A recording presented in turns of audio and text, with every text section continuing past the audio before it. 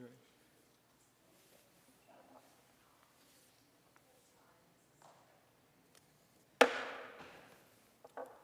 meeting of the Design Adjustment Committee will come to order. My name is Rob Gordon. I'm the committee chairman. I have to read an intro here. The Design Adjustment Committee's purpose is to establish clear and measurable review criteria for the consideration of major deviations from the city's technical standards and specifications manual. The Design Adjustment Committee does not consider housing type, cost of the proposed unit, occupants, building material, unit size, number of bedrooms, or the architectural design of the structures. The hearings are quasi-judicial evidentiary hearings. This means they're like a court hearing, and the committee's decisions are constrained by the standards in the ordinance and based on the facts presented. All variance requests require a 4/5 vote of the committee to grant the variance. Appeals of the Design Adjustment Committee are to the Board of Adjustment. A written notice of appeal must be filed with the city clerk within 30 days of the Design Adjustment Committee's decision. Appeals are set for hearing before the Board of Adjustment within 30 days or as soon thereafter as practicable. The parties to these cases are entitled to an impartial board. If a board member has a fixed opinion about the matter, a financial interest in the outcome, a close relationship with an affected person, or has had any ex parte communication about the matter, please disclose that information to determine if a recusal is necessary. City staff will introduce the project to the Design Adjustment Committee, and the committee members may ask questions. The applicant may present additional information about the project, and the members may ask questions. If anyone wishes to provide evidence at today's hearing, witnesses must sign in on the clipboard in the back of the room and be sworn in. Because witnesses are to provide sworn testimony, please focus on the facts and standards, not personal preference or opinion. When a witness comes forward to give testimony, please come to the podium, state your name and address for the record, and speak clearly. At this time, staff will administer the oath for all individuals who intend to provide testimony. If I could please have all staff, applicants, and anyone who wishes to speak to stand up and please raise your right hand. Do you swear that the testimony you're about to give is the truth, the whole truth, and nothing but the truth? Thank you. The first item of business is approval of the minutes from the last meeting. Any committee members have any, comments on the minutes? Chance to look them over? Okay. Good. Okay. I hear a motion. So moved. Okay. Second. All in favor say aye of approval of the minutes. Aye. All right. That brings us to the Bradley Heights, the first item, which I believe is a continuation from last meeting.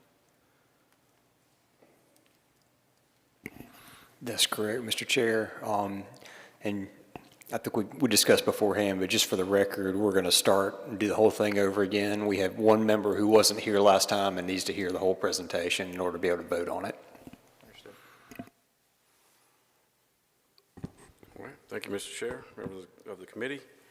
As you mentioned, this was continued from your May 18th meeting. The committee voted to continue the item to allow time for the applicant to adjust their plans to reflect concerns raised at that meeting. Since that time, the applicant has submitted revised plans that include modified cross-sections for the existing and proposed rights-of-way. This is the updated proposed preliminary plan, and I will go over the requested adjustments again. The first adjustment is from the standard city cross-section for a residential collector street. The requirement is a 60-foot right-of-way, 30-foot of pavement, type A curb, 8-foot plazas, and 5-foot sidewalks. The applicant is proposing a 30-foot wide right-of-way, 20-foot pavement, vertical curbs, 5-foot plazas, and 5-foot sidewalk, and this would be within the existing platted Giles Avenue right-of-way. The next one will be a standard city cross-section for the residential collector street, and this will be in the proposed right-of-way that would connect Giles with Pfeiffer. The standard cross-section again is 60-foot of right-of-way, 30-foot of pavement, type A curb, 8-foot plazas, and 5-foot sidewalks. The applicant is proposing a 40-foot wide right-of-way, 20 feet of pavement, vertical curbs, 5-foot plazas, and 5-foot sidewalks. Our next adjustment would be from the alternative cross-section for a proposed alley, and this would be the variable width right-of-way that connects the end of Giles to Pfeiffer Avenue. The requirement is a 20 feet of right-of-way, 16 foot of pavement, a header curve, and 1 foot of plaza. The applicant is actually providing 20 feet of pavement, header curve, and a variable width plaza. Our next adjustment is from the minimum turning radius. The requirement is 35 feet. The applicant is requesting adjustments in a variety of locations throughout the project, along Pfeiffer, the Giles, and the proposed new right-of-way. The fifth adjustment would be to allow for header curb in lieu of vertical curb in the turning radius at the intersections. These will be the intersections of the driveways that touch the existing the existing platted Giles Avenue right-of-way with the 30-foot right-of-way. This would transition to header curb at the proposed private drives. And then our final adjustment would be the maximum driveway width. The standard is 62 feet, and they would like a 68-foot wide driveway. Those are the adjustments. There are no changes to the recommended conditions from staff. I'd be happy to answer any questions, and I believe the applicant is available to answer questions as well about this.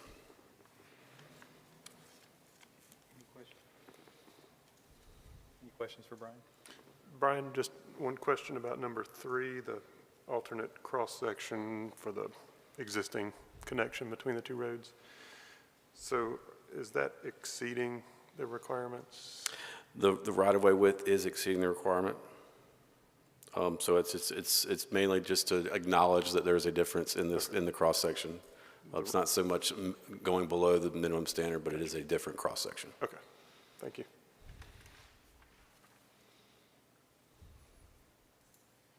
Thank you. All right, thank you. The applicant? The applicant wish to speak?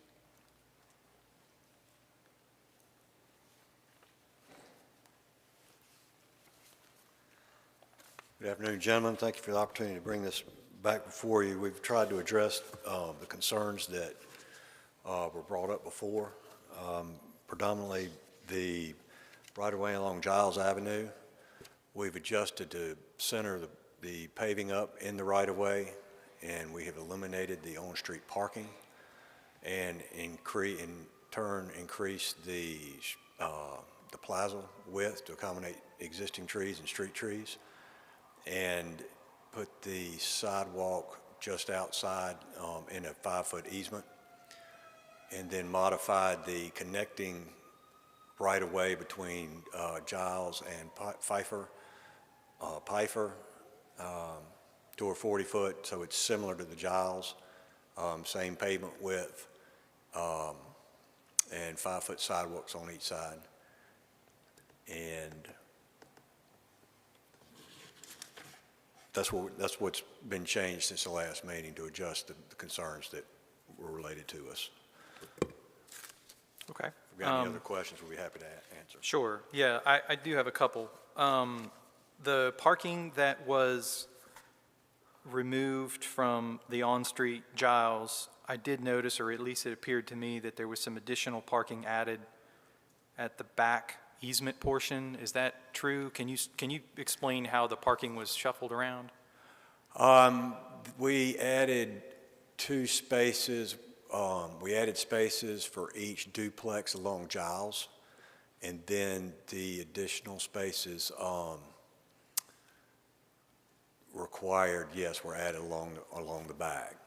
And the intent moving forward is those still, again, may shuffle around, depending on trees. If we find trees and want to, save things, we have the availability to move that kind of stuff around to accommodate, natural features, which is, of course, our intent. So do you have a sort of a summary of I guess, did the unit count change? I can't remember. From last time? Yeah. No. Okay, so the unit count's the The same. unit count has not changed. The parking count has not changed. It all should be copacetic. So any on-street parking that was proposed before has just been shifted on-site? If it was not in excess of what was needed. Gotcha. Okay, thank you. Any other questions for the applicant? Yeah, just for clarity, you're suggesting the unit count did not change? It looks like the plans that I'm looking at between the old and new, that it did in fact. Well, Yes, I think at the last meeting, we may have had the full development, and now we've scaled back the total, I'm sorry, you're right, the total density. We've done so many versions, I've kind of gotten a little crossed up. But yes, we've pulled back the density due to concerns, current concerns about connectivity and traffic and those sorts of things. And in light of that and future development potential, we've cut this back and leaving the northern portion for future development to see what might transpire in the future of Giles Avenue and adjacent properties and other connection possibilities. So the reduced number of units is going to result in a reduced number of daily trips? Correct. Is what you're saying? Yes. And yes, and then this would in turn, if it were to come back and to be developed, my understanding is that it would then have to come back to Planning Commission and, City Council for Okay. changes. Regarding can you pull up the cross-section for the roadways? I think it's page 3 of the document.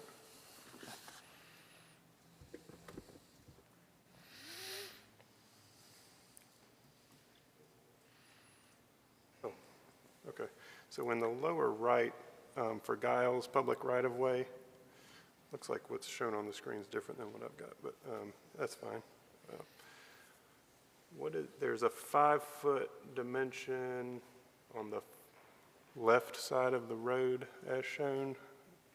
It's part of the right-of-way, On the left side? correct? Yes.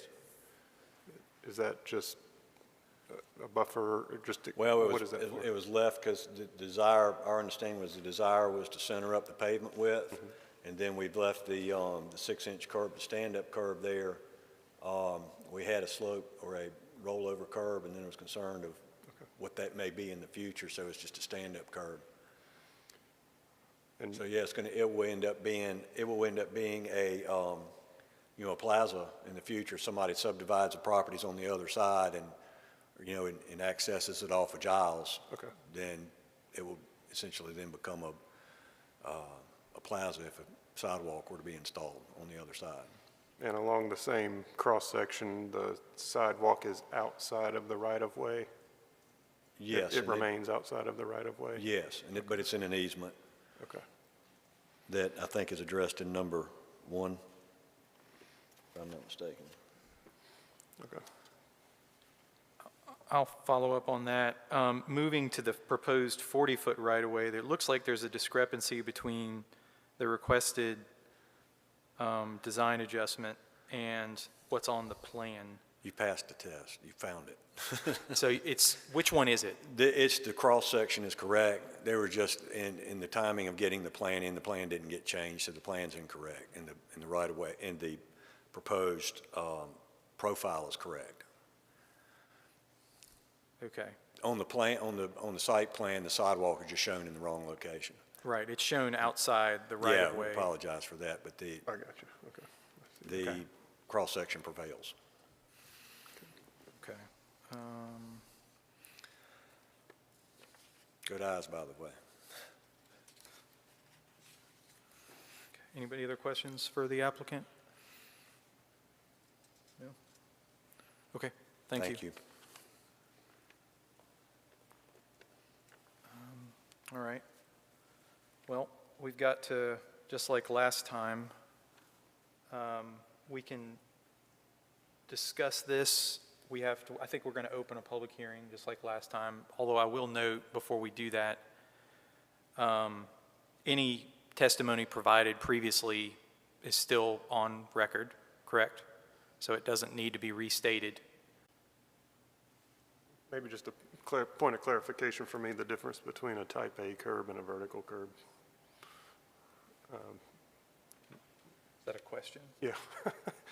Just, I mean, if type A is required and they're proposing vertical, is there a primary difference between the two?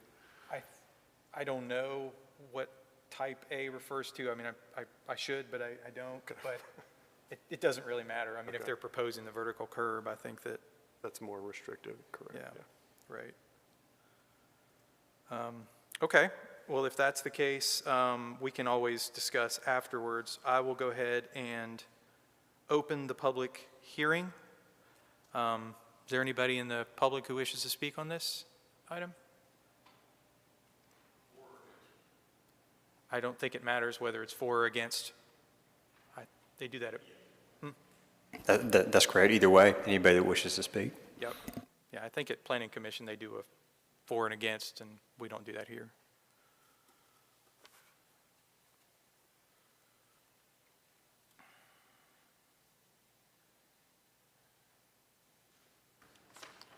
Good afternoon. My name is Neil Schulman. I have a property owner out there. I'd like to talk about a couple things. The first thing is the right-of-way on the right. If you notice, it's roughly 20 feet where it connects to Giles, pardon me, connects to Pfeiffer. On the other side, the edge of that right-of-way is in a ditch behind a fence line. So the question is, and this, because that brings a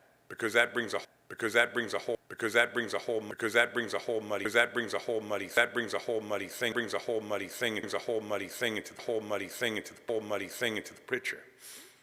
That's number one. Number two, the retaining pond. There's another retaining pond not far from it.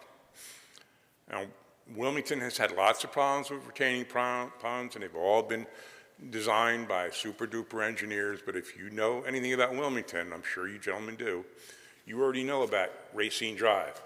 You know about New Center Drive. You know about Old Eastwood Road. And they're already having problems with the other retention pond into the mobile home park. As we talked about before, this is really a dead-end street in reality because the trailer park will not let you go through there. They're going to be putting up a gate, I understand. The next thing is the width of Pfeiffer. It's not uncommon to have your mirror hit on your truck while you're going down the road with two trucks are going this way. If you see a garbage truck and another truck or an SUV, somebody's going to have to skirt into something to get around it. You can't pass. I think it's kind of interesting that you have sidewalks in the front because where are they going to walk to? They're dead-end sidewalks. There's no reason to give them waivers on right-of-ways. They have the property. They choose not to use it. By them choosing doesn't mean that we should make it smaller. We need to have good development, not developments that are modeled after the Northeast. That's a Northeast development. That's what they look like. Stack them in there just as tight as you can. If you want this to be New Jersey, then you need to change the name of the state.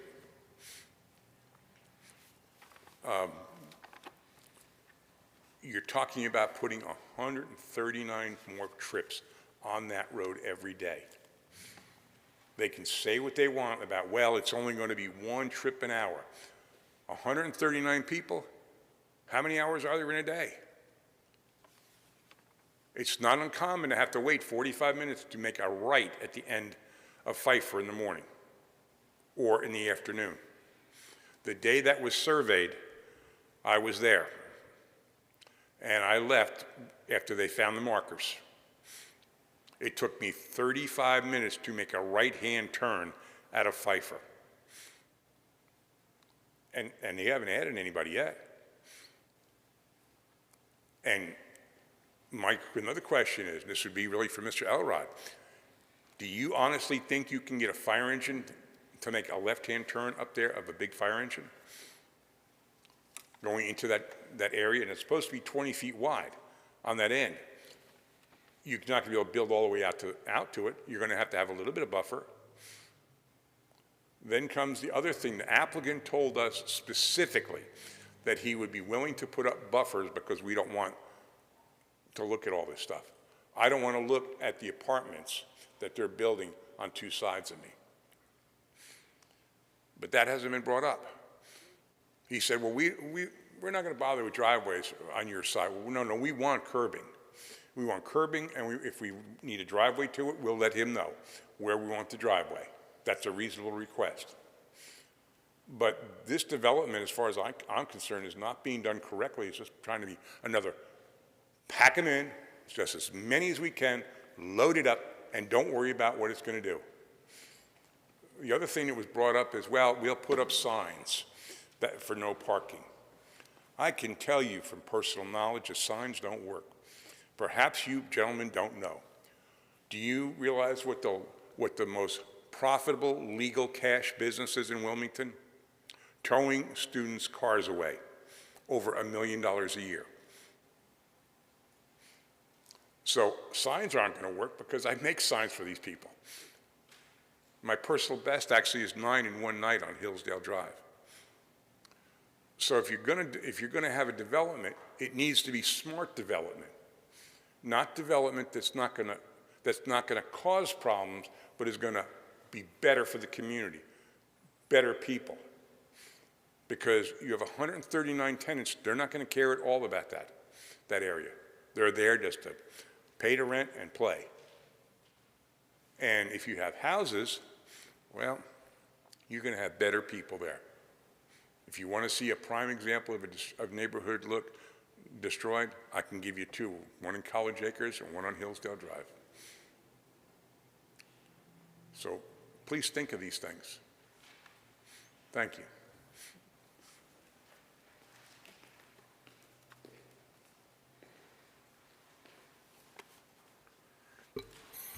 Anyone else? 4 minutes left. Thank you.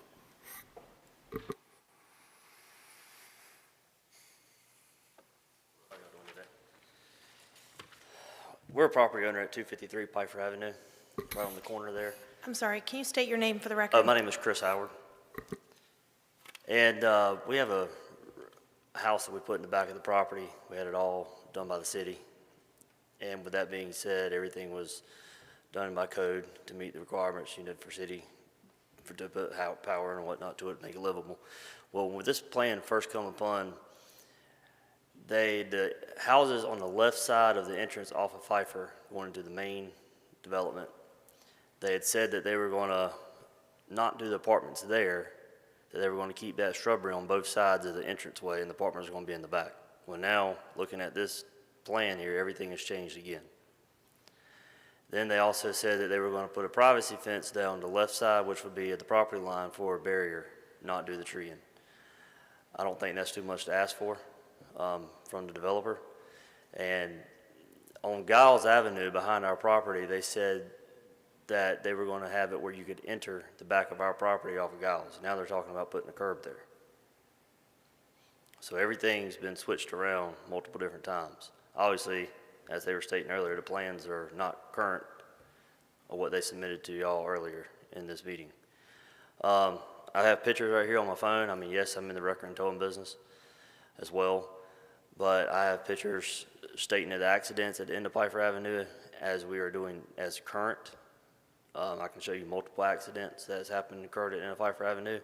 Who's going to be reliable for putting stoplights up next? The city going to pay for that? Bringing more residents down that road? I'm not against the development. I'm not against the development to grow into the area, but I think there needs to be more stuff stated, concrete barrier facts of what's taking place and what's not going to take place.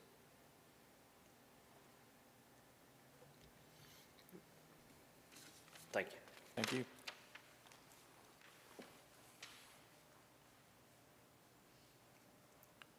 I think we're just about out of time in the public hearing. Was there anybody else wishing to speak? Okay, if not, I will close the public hearing portion.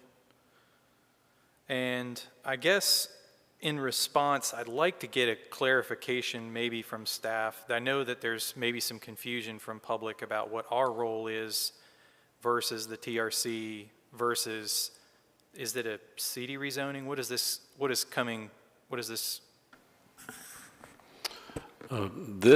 you're looking at tonight is approval of a preliminary plan for the technical aspects of the improvements that are occurring in the right-of-way, existing and both proposed. This did go to the Planning Commission last month. It's scheduled for City Council public hearing on July 19th. and that's when they will consider the rezoning of the property to an R5 conditional district. The city council has the ability to place any condition on that property, that would reflect some of the comments we're hearing here today. But the role of this committee is purely the technical aspects of whether what they're proposing meets the code, and if it doesn't, what needs to take place to make it a safe improvement if we are going to grant adjustments. Thank you. Yeah, I mean, I think that's the one thing that I was thinking when I was listening to the public hearing comments was, there's anything having to do with the use of the property, really is more appropriate to be, I think that input would probably be better served at the city council meeting for, public hearing there. We can certainly try and tackle the technical issues here, but we don't consider the use of the property. So, and there will also be I know Mr. Schulman brought up the point about the potential conflict with the ditch and the variable width right-of-way next to the trailer park.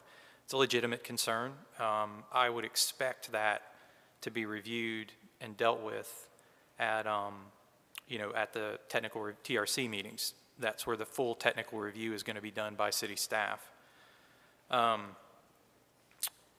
So, and I had that as a comment on my notes as well, to sort of see if we could get some clarity on that. That said, I guess we need to dive into the discussion on this. Is there any thoughts? I think we have 6 variances to consider.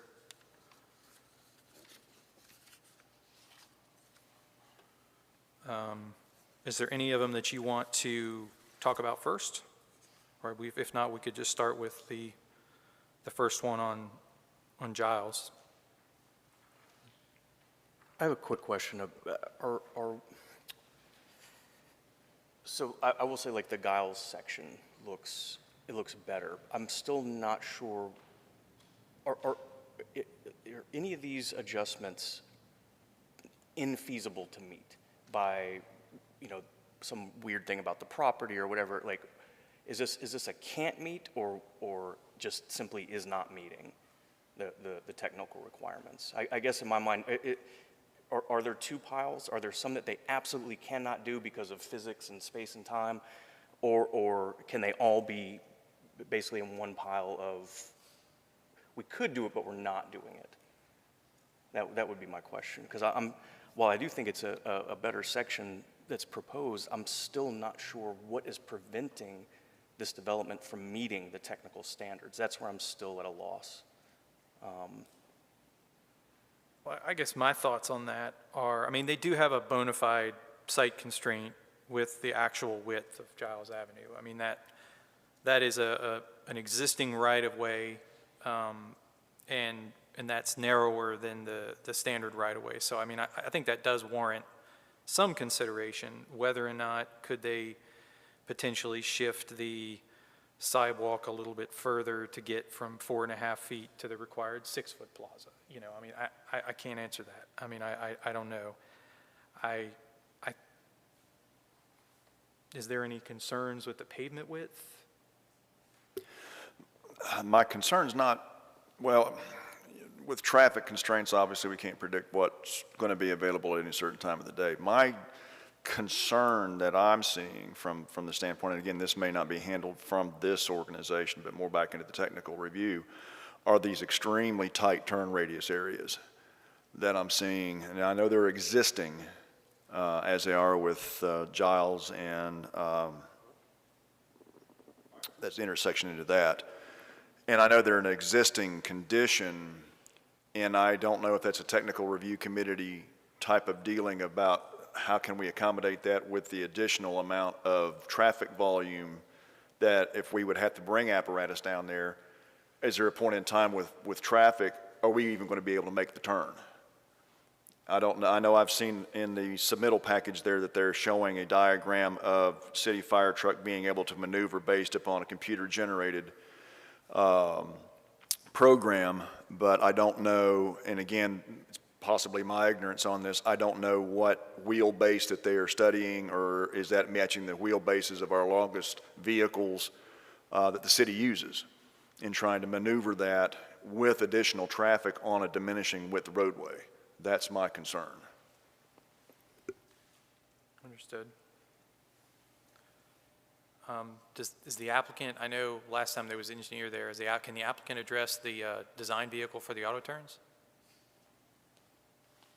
Does it on there? I just can't. Does it? It's probably printed on. I am not the expert in the civil engineering realm, and unfortunately, our civil engineer is not available for health reasons, but the auto turn was reviewed. The auto turn software was used and the wheelbases as directed by the City Emergency Services Department, Captain Walker.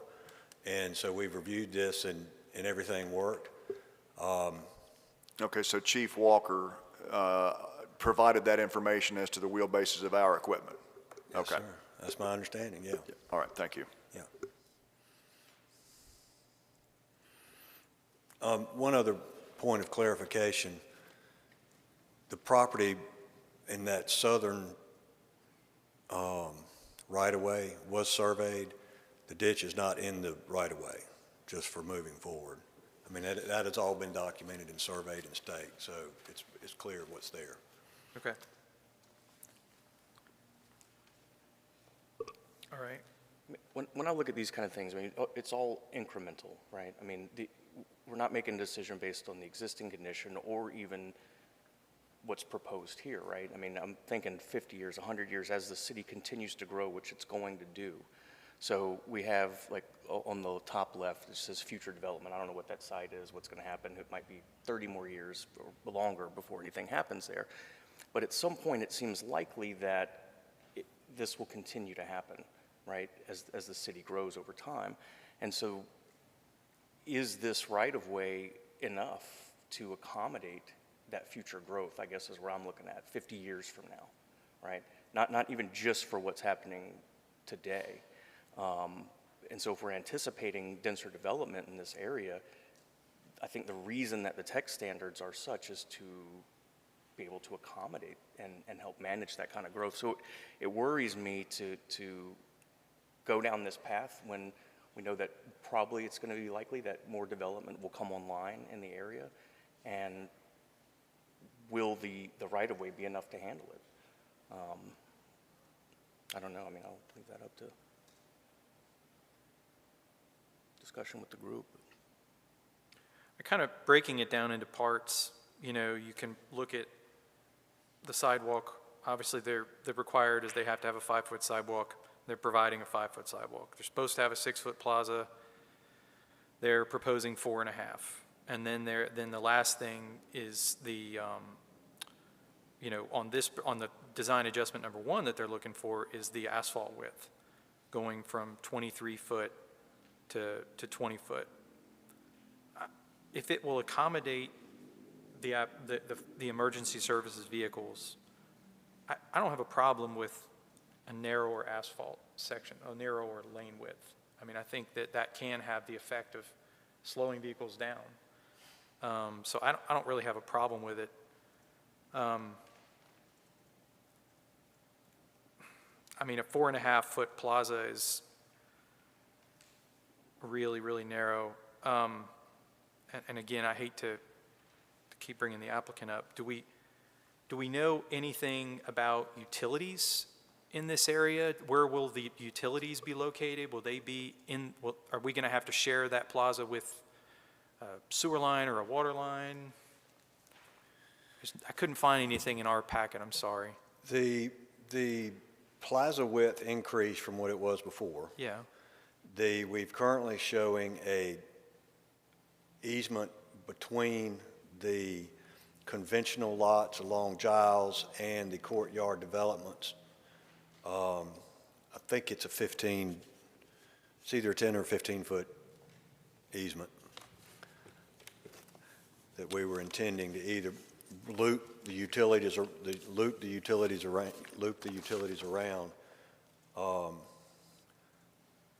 the driveways and through this easement between the courtyard and the conventional, if you follow me. Yeah. In the backyard of the ones that are labeled R1, R2, R3, Oh, I see. there's an easement through there. Okay, well, that helps. So we're not having to share that plaza with a sanitary line, potentially? Are the Correct. services going to come off of, going to be served through those easements, or through the access easement? Or are they, I guess I'm trying to get a gauge on what else is going to be in that area. What else do we have to share that space with? You mean the plaza itself? That's correct. Existing trees, street trees, the intent would be there would be nothing running through that Okay, easement, because you're going to have a hard time planting trees in it if you're going to run something else through, yeah. through that plaza.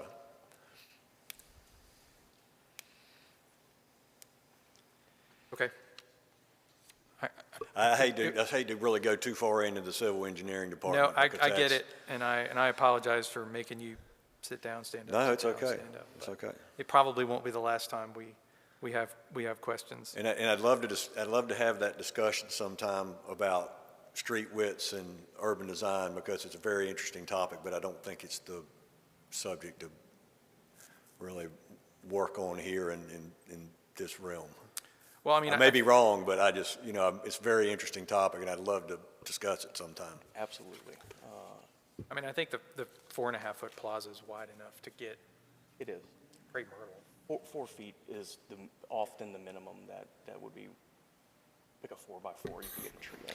Chad, I'm going to need you to speak into Yeah, your 4 microphone. by 4 is Thanks. enough to get a tree in. Okay. All right. I don't know that we should vote one by one until we kind of discuss them all. Maybe, what do you think? Or do you want to vote on, like, work through one, vote on it, work through another, vote on it? Pick 'em They off. kind of all overlap in some ways. So moving on to the proposed right-of-way, that's the one that connects Pfeiffer to Giles. I think that the applicant cleared up my first question, which was the section detail. But I have an even bigger, question with regard to, I understand, I mean, there's no right-of-way constraint there. They have dedicated that right-of-way.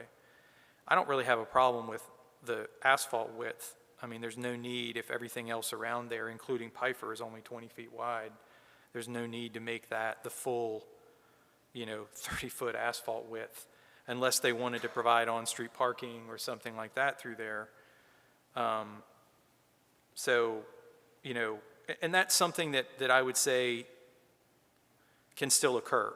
If the applicant decides that they want to widen that to provide on-street parking for that area, if they feel like those triplexes and there's one quadruplex and 3 triplexes, I guess, in that vicinity, if they feel like that additional parking is warranted, they could always widen it. But I don't have a problem with it at 20 feet the way it is. I guess if I do have a problem with it, it's like, why do we need any other adjustments? They're not dedicating it. So, I mean, I guess I'm fine with the right-of-way width. I'm not fine with any of the right-of-way width, and I'm fine with the 20-foot asphalt, but I'm not sure about the plaza. I feel like they can accommodate that either through additional right-of-way or easement. I mean, shoot, they drew it outside the right-of-way on the plans. I don't see why at least a portion of that sidewalk.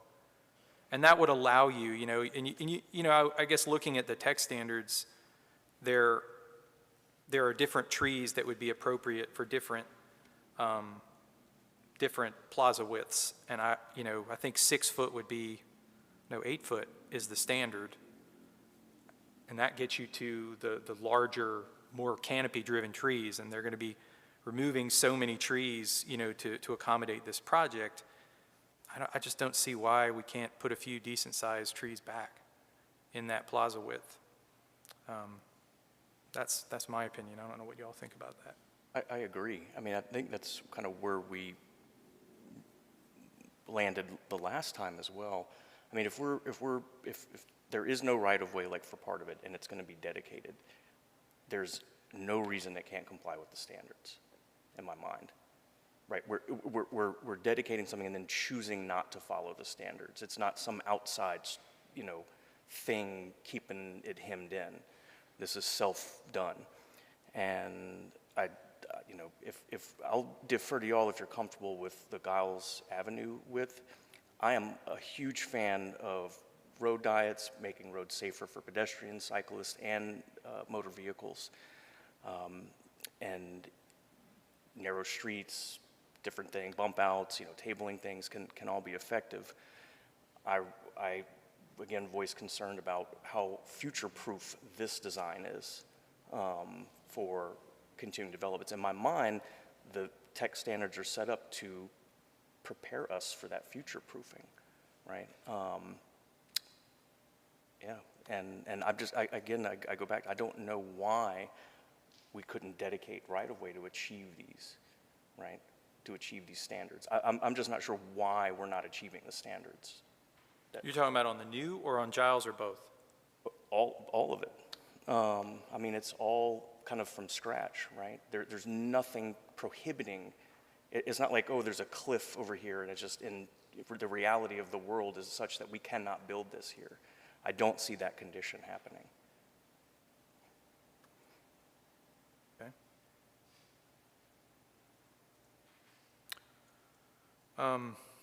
All right, well, good discussion. Moving on to the variable width right-of-way.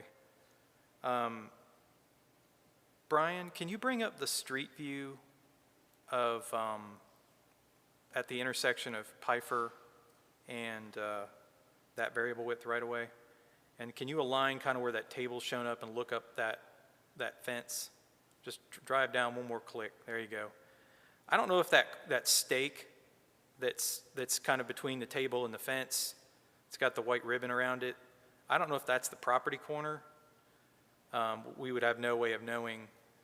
But I think that most of these issues that have been brought up about, potential conflicts with the ditch and the asphalt will be ironed out in the TRC. I mean, I don't know that that's necessarily this board's job to sort of work through those issues. And to be fair to the applicant, if it doesn't get rezoned or if we don't approve it, then there's no project, there's no point in putting full engineering into it at this point. So I understand that there's still some things to be worked out. But that is the pinch point for the emergency vehicles right there. And they're asking for, it's all kind of a compounding issue. You've got that little entrance that's pinched by the ditch, the turning radius, the property. It's really tight there. And so, I mean, they've demonstrated that it works, barely.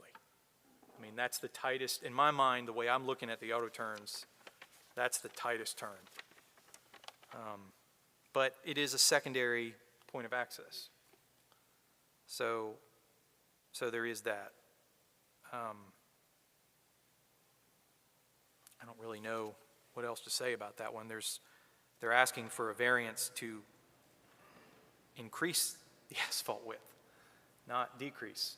So if it's I feel like in my mind, it's probably necessary up adjacent to Giles and adjacent to Pfeiffer, but I don't know if it's necessary in the middle. So, I mean, my thoughts are, and we can formalize this with some sort of, motion later, but kick it to TRC and let them determine what is the appropriate width there. There's just things that we can't factor in at this point. That was my thought on it, at least. Do you have a concern about that particular? Well, I just agree with you on that, but I think that's also something that TRC is going to have to deal with directly on that, widening that area there, because it is a pinch point. It is very tight. Although, like I said, the auto turn here is illustrating that it can be done.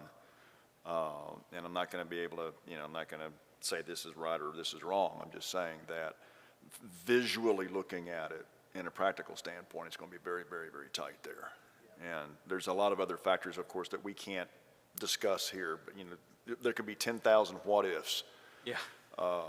And obviously, we're not going to address that, but I'm just saying from a visual standpoint and an obvious standpoint, it's a very, very tight area to try to get any large vehicle, doesn't necessarily have to be an emergency vehicle, any large vehicle trying to get back there. Moving van. Well, I mean, you're talking about construction, you're talking about everything else, if this development starts, you're going to be moving a lot of big vehicles back through that area as a part of the construction process, and that's also something that's got to be, considered. Yep, and I think that sort of plays into the turning radius, which is number 4 as well. Just a point of observation on the auto turns, it appears the fire truck is turning into the proposed right-of-way. Right. And it's exiting on that, Yeah. is how it's shown. So I guess my question would that truck need to exit there, or could it not exit the way? Sounds like it could, but they're also asking for a waiver for on the turning radius there. I mean, my opinion is, while we can certainly justify a reduction in the turning radius on the variable width right-of-way due to the site constraints posed by the right-of-way and the adjacent properties, I can't justify it there. Right. I feel like we need to give them at least one proper, fully sized radius.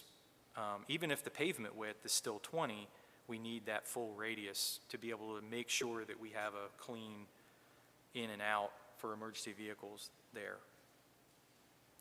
That's my opinion. Well, the 20-foot pavement width is not something that I'm overly concerned about, because that's a minimum width that's established in state fire code, even though our reference standards require quite a wider pavement width in our standards.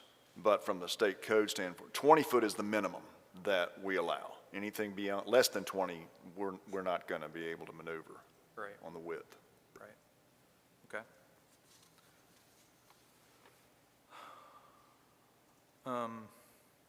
They just keep going. They've got this kind of funky header curb detail at the radiuses, these kind of secondary radiuses proposed, and I think that plays into the design adjustment number 5. If you could go back to the first site plan, Brian. Yeah, there you go. I think they're these sort of secondary radiuses. Is that what we're talking about here? I'm having a little bit of trouble visualizing how that's going to work, because Giles is going to have vertical curb.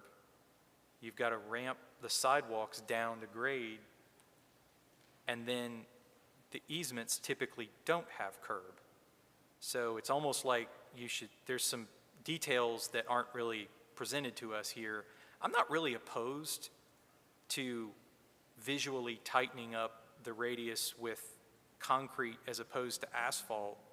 It almost would serve to slow cars down the same way a roundabout truck apron type deal happens. But I don't know. Did you have a comment on that? I think it helped clarify. Yeah. And again, with, outside of it, I've talked to Chief Walker about it too, it's a rollover curb. So you've got a stand-up curb, and as it approaches the corner, it slopes down just like it does down here downtown on the tight radiuses. And then when it rolls around, it flattens out. It's still flat when it goes up the driveway or up the alleys, if that's what we're talking about. Yeah, I mean, I think that's what we're talking about. But we've got to maintain ADA compliance through that crosswalk. So if you're walking on that sidewalk, you're going to hit that rollover. How do you transition down through that? I need a detail. Like, I work off of that. Well, I'm sure we'll have that discussion and work it out in TRC. Some of this can be worked out at TRC. We've been back and forth on, there's a couple of ways to handle that. I mean, it's done downtown on tighter radiuses, so we can make that work. Because now, I mean, we've got the plaza too. So it's going to, by the time it gets there, it's going to be flat. Because it's going to start flattening it out before it even gets to the sidewalk, because in order to get the radius for the rollover curb. Does that make sense? A little bit. Are you visualizing this all right? I mean, is that vertical curb slopes down? Yeah. When it's approaching the curve, well, sidewalk can be sloping down too. I mean, and by the time it sweeps around, it's already down, because then it's going to be flat going up into the driveway. Is there a reason why, I mean, if those are easements and not, why can't we just do city standard driveway aprons on those? I think there was something about the difference about the width from the end of the radius to the end of the radius was the issue. Are you talking about the 20?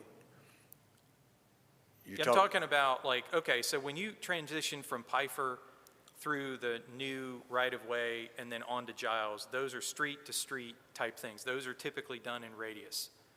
But when you transition from, say, Giles onto your, what I'll call your drive aisles, that you know, those are access easements. And typically when you transition from a road to an easement, you're doing that through a standard driveway apron, just like a house. Which is wider. Well, it can be as wide as you need it to be. I mean, a commercial, you know, apron can be 35, 36 feet The intent is to wide. keep it as residential and as small in nature as possible. Why would it need to be wider than a street to street if it's a driveway? No, it can be 20, if your pavement width is 20 feet, Okay? it can be a 20 feet with a residential flare, with a 13-foot flare or a 6-foot flare. I don't know if that, Brian, was that discussed at all in TRC?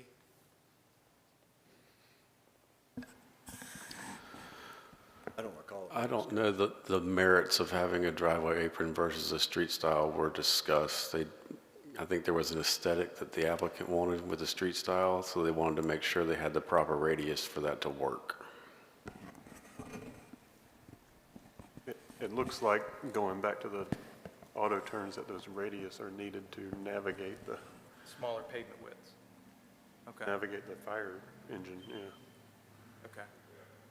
I've heard the term mountable curb, that you're referring to is basically the same thing. That basically, Rollover mountable, yeah. yeah, it's mountable curb, so, Yeah. you know, we can make that sharper turn by being able to come up on that mountable curb. Okay. So it's assisting with the radius of that turn. Okay.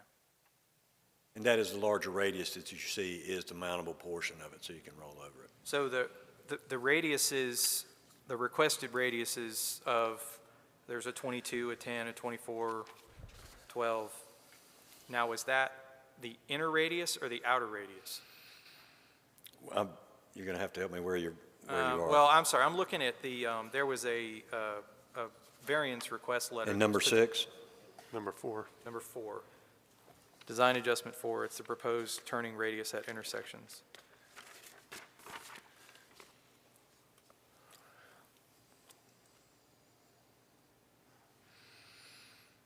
At the intersection of Pfeiffer and, Well, there is no secondary radius at Pfeiffer, not that I can see. I'm sorry, I'm lost. I'm not sure where you are and what we're referring to right now. I'm trying to figure out what are we approving so there's 2 radiuses shown on the drawings. There's the inner radius of these curves and the outer radius. Yes, we tried to keep it consistent through the whole thing, correct. So, We're approving the larger, okay, the one that the truck would run over. This one. no, I'm seeing this call out here. Okay, yep, I 24-foot see it radius now. is the Okay, inner. I see it, Yeah. I see it, yep, I see it, okay. I was trying to figure out So if the asphalt will appear like a tighter radius. tighter radius than the Rollover concrete, curb than a would rollover curb. Okay, Allow for a larger radius, yeah. all right. And the city standard was 35? Typically, that would only apply, that would not apply to an easement. It's a street to street, not an easement. But I guess if it works. Just Okay. to clarify, the inner, I guess the more narrow radius is a 12, as outlined in the waiver request letter, the narrative. Okay. and the outer's the 24. Thank you. Okay.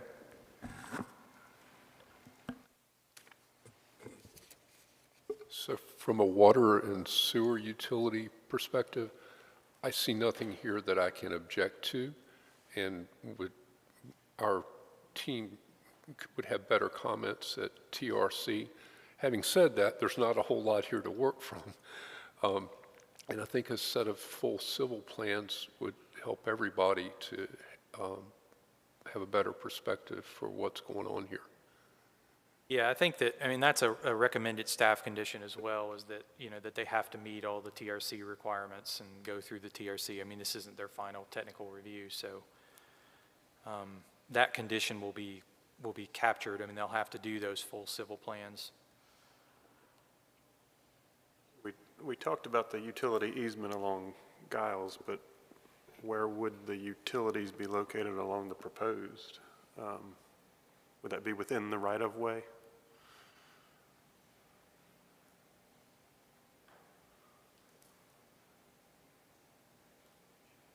I think we're getting to the end, sorry. Getting your exercise, getting your steps in.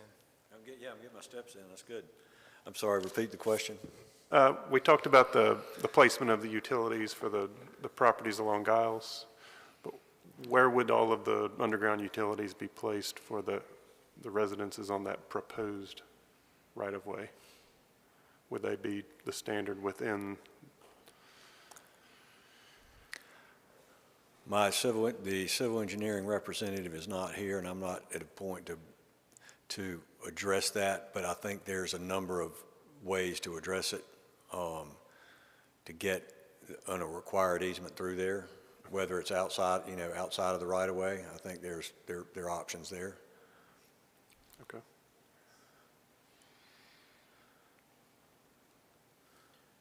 Okay.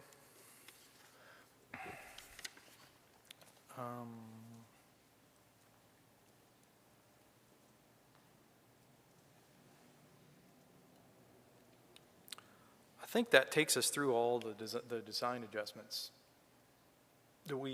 Any further discussion? If not, I guess we're at the point where we need to entertain a motion on, we can't do them in batch, but we have to work through each individual one.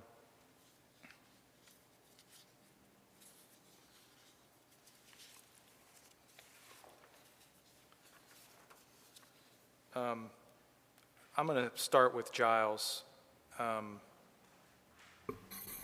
Chairman, could you just go through, when you get ready to vote, if you could say variance 1. Of course. Where they're listed in the staff report, that way we can make sure that the record and the order will show what is required for each thing. I'm going to try and stay in order this time. Okay. In the past, I haven't, but I'm going to try and stay in order this time to make it easier. The only concern I have with design adjustment number 1, which is the proposed cross-section for Giles Avenue, is the reduction from 6 foot to 4.5 feet of plaza width. The sidewalk is already on their property. Utilities are at least coming from the other side. I mean, you can at least get a tree in the 4.5 foot width, but what do y'all think about that? I mean, do you okay with the 4.5? I think it's okay. Okay. I've done plenty of design exercises in numerous cities and plantings, and often 4 foot is the minimum space needed for a tree to be able to grow. And so we've got a little bit, I mean, you're not going to put a live oak in there, but they can find something that'll work. There are standards, yeah. Okay. Well, then I'm going to make a motion to approve design adjustment number 1, the proposed cross-section in Giles Avenue due to the site constraints of the 30-foot right-of-way. Another thing that's my motion, but another I want to add on a point, is the applicant did mention in the notes that there was a section of Giles Avenue that's an improved up by Oleander. What's that project? Is that Pausing Clause? Yeah. So there's some precedent there that was approved previously of how this should go.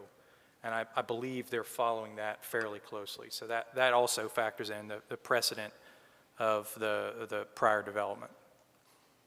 I'll second the motion then. Any discussion? All in favor, say aye. Aye. Aye. Any opposed? Motion passes.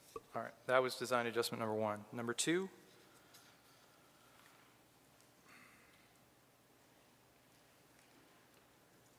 Having a little more trouble with.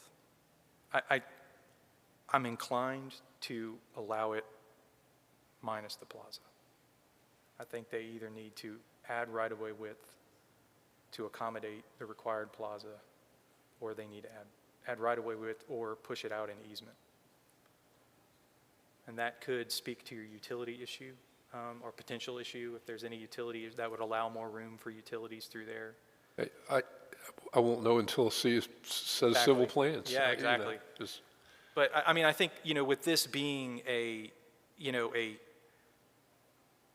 newly dedicated right-of-way, it doesn't have the same site constraint that Giles does. Now, I don't want to make, an owner encumber any more property than they have to. And if they can accommodate everything in a 40-foot right-of-way as opposed to a 50 or a 60-foot right-of-way, I think that's fine, but there shouldn't have to compromise on too many things. I mean, the pavement width we can justify through, traffic calming and other things like that, and consistency with the surrounding areas, but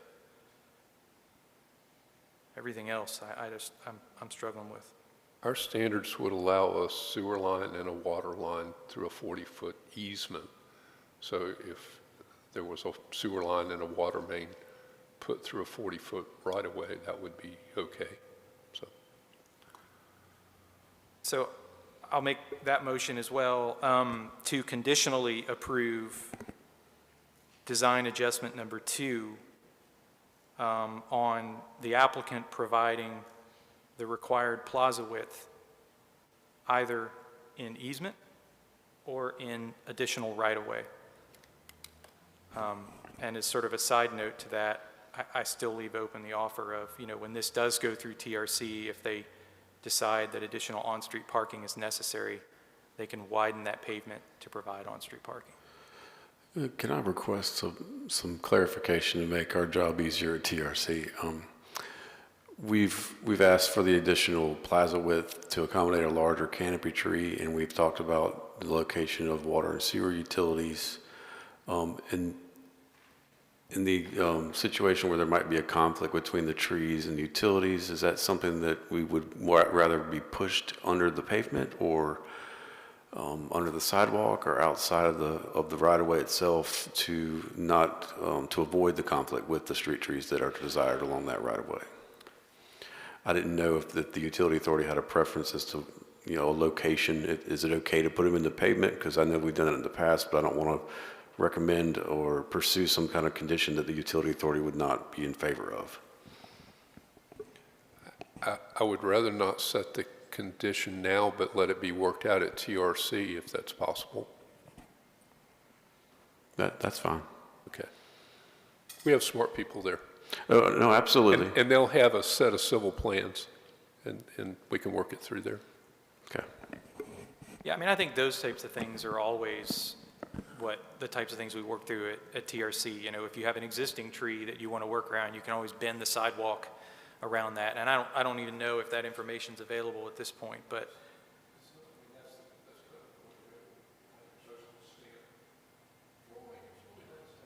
Yeah, it is. I mean, it's, I understand why we have it this way, but, because we're still early in the design. But if they're asking for adjustments, they have to justify those adjustments through engineering sometimes, and I haven't seen that entirely yet here. But that said, I mean, that's my motion, is that on design adjustment number 2, is to conditionally approve it, and the condition is that they provide the required 8-foot plaza, either in right-of-way or easement, and the justification is consistency with the surrounding roads on the asphalt width. I'll second. Any other discussion? All in favor say aye. Aye. Opposed? I'm sorry, who seconded that? Thanks. All right. Variable width right-of-way, which is design adjustment number 3. I really don't have an issue with this, other than to sort of state that the TRC probably will have some discussion on this variable width right-of-way. We really need to see where that ditch lies in relation to the pavement. I mean, we don't want the top of ditch pavement sitting right here and you have a safety issue. Some of the ways that the TRC has mitigated that in the past is, I would say fencing, but I'm not sure that's the right answer, because then you lose the overhang when we need that, potentially need that pavement width to be able to, so I guess, you know, they may have to, you know, if they do have a potential conflict, they may have to look at doing something to the effect of, you know, a retaining wall if there is a conflict. I mean, you've indicated that you don't think there is a conflict, and I'm going to trust you, and all that will get worked out in TRC. But assuming that it does, and I don't really see any concerns from a variance standpoint, I feel like they've justified the additional pavement width through the need to accommodate emergency vehicles. So I feel like the additional pavement width is justified, but if in TRC they can narrow that down, there's no objection if that's the case. Any other thoughts? I guess that was a motion. I'll make that motion. But I'm not making the next ones. Based upon the need to accommodate the additional pavement width, based on the need to accommodate the width for emergency vehicles. I'll second that motion as well. All in favor, say aye. Aye. Aye. Opposed? Motion carries. Number 4.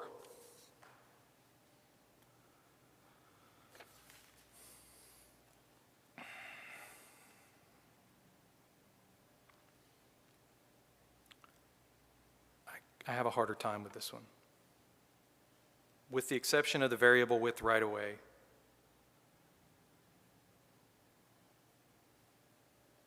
which has, you know, and where it kind of makes that 90 by the pond, I mean, those are site constraints. Everything else, there's no site constraints. I can respect, and I don't really have a problem with the narrower asphalt with the curb, the header curb or rollover curb, provided we can accommodate ADA through that section, through the crosswalk. But I am not in favor of the one at Pfeiffer on either end. That's the first one, the 22-foot? Yeah, I think the proposed 40-foot right-of-way, I feel like Gotcha. they need to have the wider, to be able to make sure that we have one fully designed. You're talking about your turn radiuses and all of that. Yeah, we're talking about the turning radiuses now. That's the proposed, I think that's the design adjustment 4 deals with the turning radiuses. Although 4 and 5, wait a minute. What is 5 is the header curb?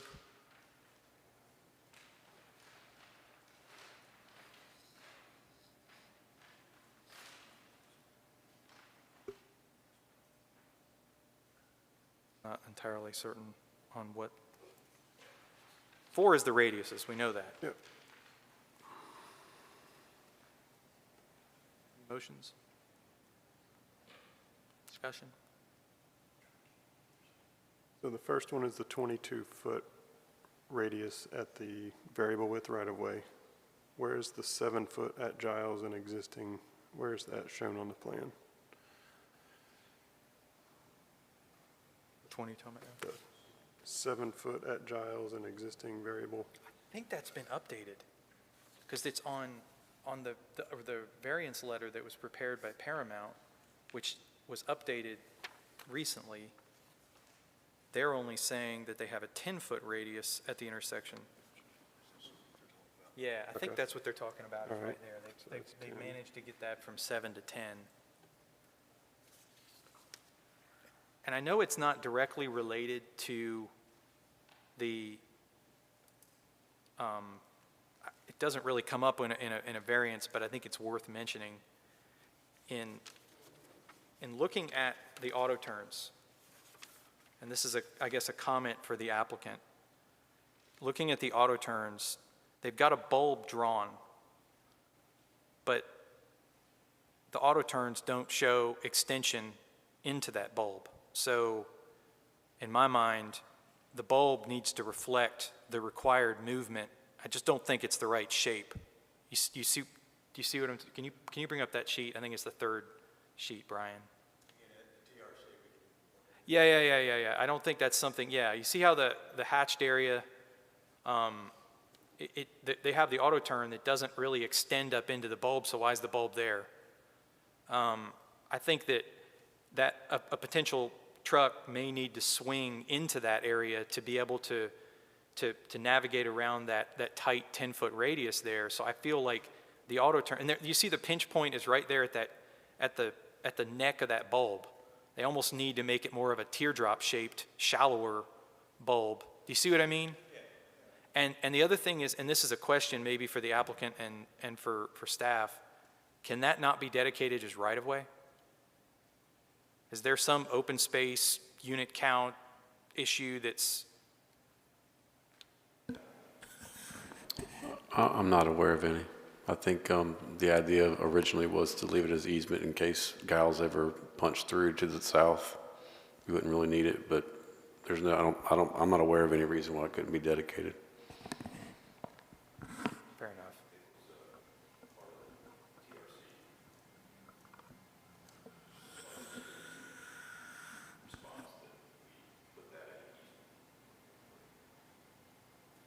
That's fine.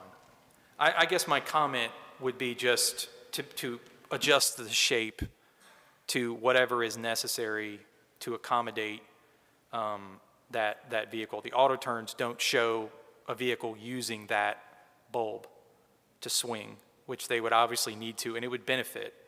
So that's my comment on that. And it is relative to the radius there, because that 10-foot is the narrowest radius that they're proposing.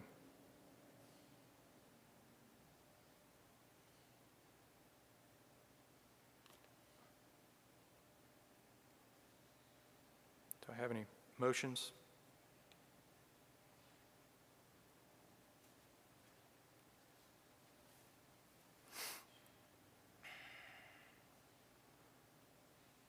All right. These are both 24 feet here, correct? That's correct.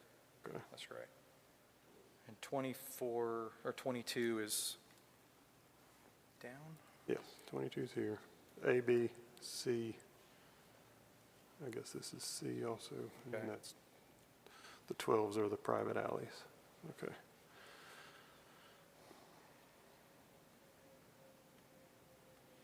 And what we talked about earlier is on this proposed right-of-way for the radiuses to be, Standard 35s. Yeah. I mean, I think that, in my opinion, the radiuses proposed for the private access easements aren't applicable for waiver. I mean, you're talking about, they can put it, the TRC can comment and make that whatever they need to. But I feel like only the variable width right-of-way is justified, not. correct. Okay. Well, then I'll make the motion that the two radiuses on either end of the variable width right-of-way, that's the 22-foot and the 10-foot, my motion would be to approve those only. So I guess that would be a partial or conditional approval. I would propose not approving the radius is proposed, on the proposed 40-foot right-of-way. On the 40-foot, yeah, on either side, on either the Pfeiffer or the Giles. They need to be 35s. That's the proposed. Again, I don't really know whether that's a conditional approval or whether that's a partial approval. I think you can make the motion that you are conditionally approving the radii on either end of the variable width right-of-way. I would ask that you clarify that that includes the adjustment to the bulb, and then you can just deny the other various as part of that same motion. Yeah, you said it really well. That's on record, what he said. That's the motion. And the justification is obviously you've got an existing variable width right-of-way. You have site constraints there. Those site constraints are not present on the new proposed 40-foot right-of-way. I'll second that motion. Any other discussion? All in favor say aye. Aye. Opposed? All right, motion carries. Sort of. Moving on to number 5, which is, I think, the header curb option. And I'm hearing there's no real concerns from a fire standpoint. I think a lot of this has to be handled at TRC because we do want to maintain ADA compliance from the sidewalk through this header curb and across the easement, roadway, whatever. But assuming that those details can be worked out, and they have not been provided to us, and I don't really have a problem with it. All right, I'll make the motion that the header curb will be allowed. I am going to condition it, I mean, this is assumed, but on ADA compliance based on site constraints and the traffic calming elements that it does provide. I'll second it. Any other discussion? All in favor say aye. Aye. Opposed? Motion carries. Design adjustment number 6, 30-foot easements along Giles. Maximum driveway width, yeah. Oh, going from the 62-foot to 68-foot, understood. I mean, they've demonstrated through auto turns. All right, I will make that motion as well. Because the applicant has demonstrated through auto turns that this additional width is necessary to accommodate emergency vehicles, I will make a motion to approve. Second. All in favor say aye. Aye. Opposed? Okay, motion carries. I believe we have to also approve the preliminary plan, which is the overall plan. And this is where we would apply the standard conditions offered by staff. I guess maybe this would have been the better place to accommodate, to mention the bulb, but what's done is done.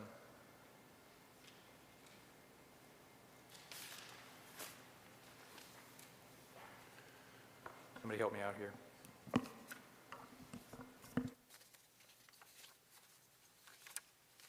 Approved all of the, we approved with condition most of the, Yeah, we've approved Okay. and approved with conditions all of the waivers requested. So now the last item of business on this particular item is to approve the preliminary plan. so I'll make a motion to approve the preliminary plan with the, including the recommendations of staff and including the conditions that were previously stated that TRC would acknowledge regarding the, any of the bulb to require the emergency vehicle turns, and any of the other design requirements along the private drives. I'll second. Thank you. Any other discussion? All in favor, say aye. Aye. Aye. Opposed? Thank you. All right. Appreciate it. That-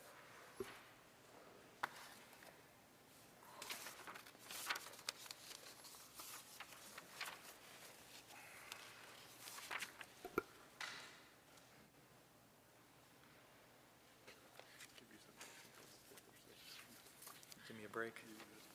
How we rolling? You gonna take a break?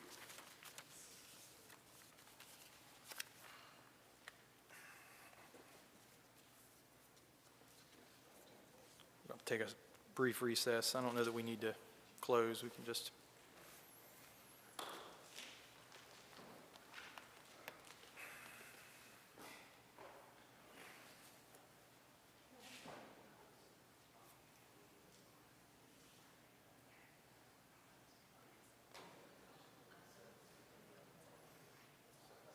Yeah. They didn't do themselves any favors, but.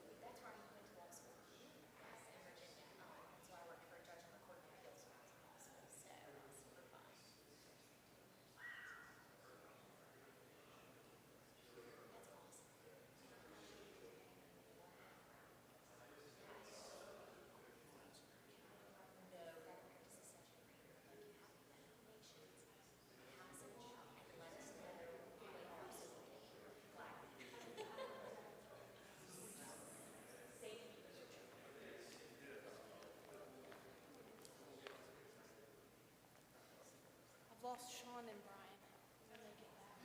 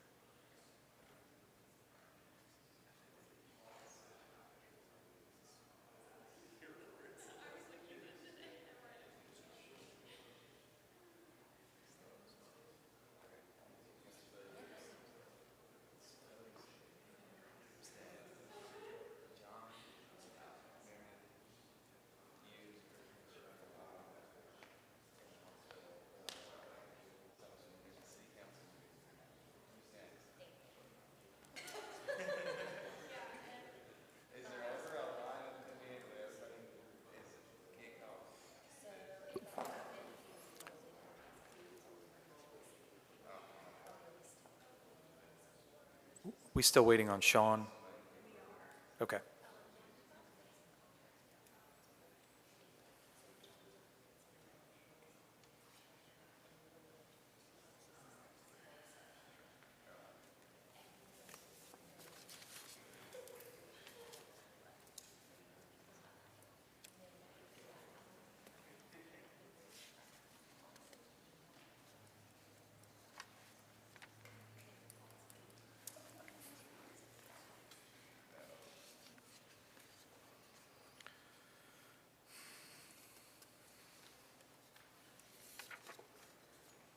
Sorry, Mr. Chair. Thank you. All right, so we're ready for item number 2? Okay, I guess the second item is 5040 Market Street, staff presentation.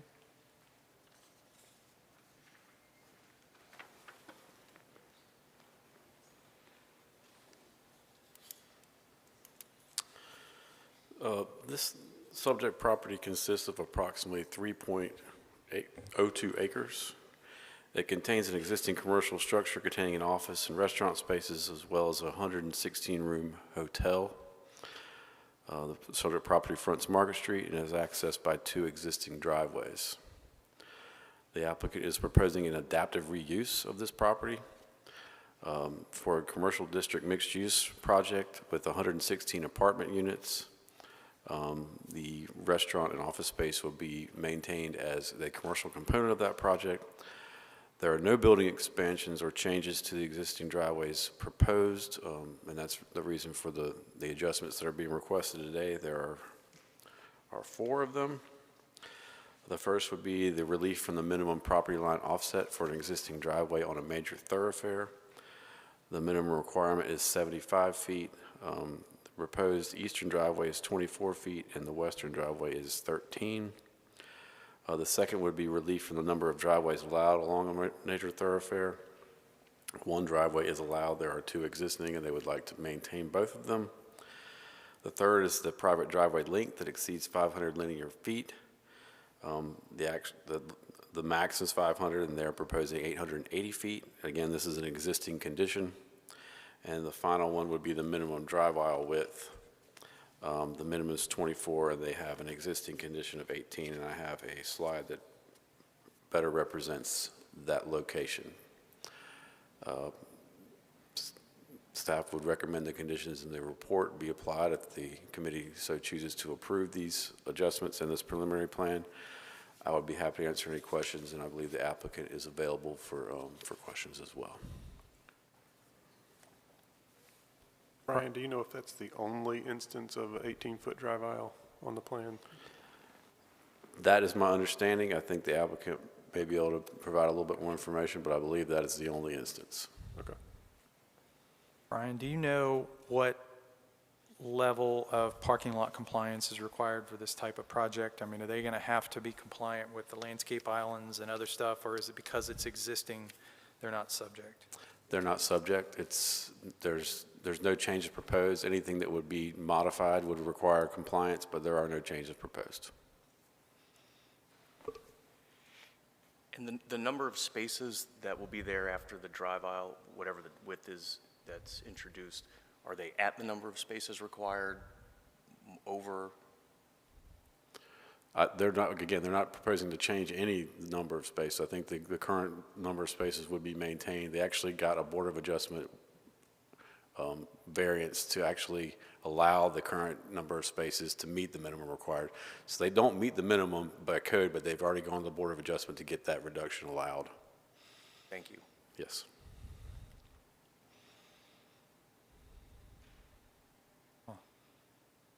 Okay. Any other questions for Brian? Thank you. Thank you. If the applicant is here, do they wish to speak?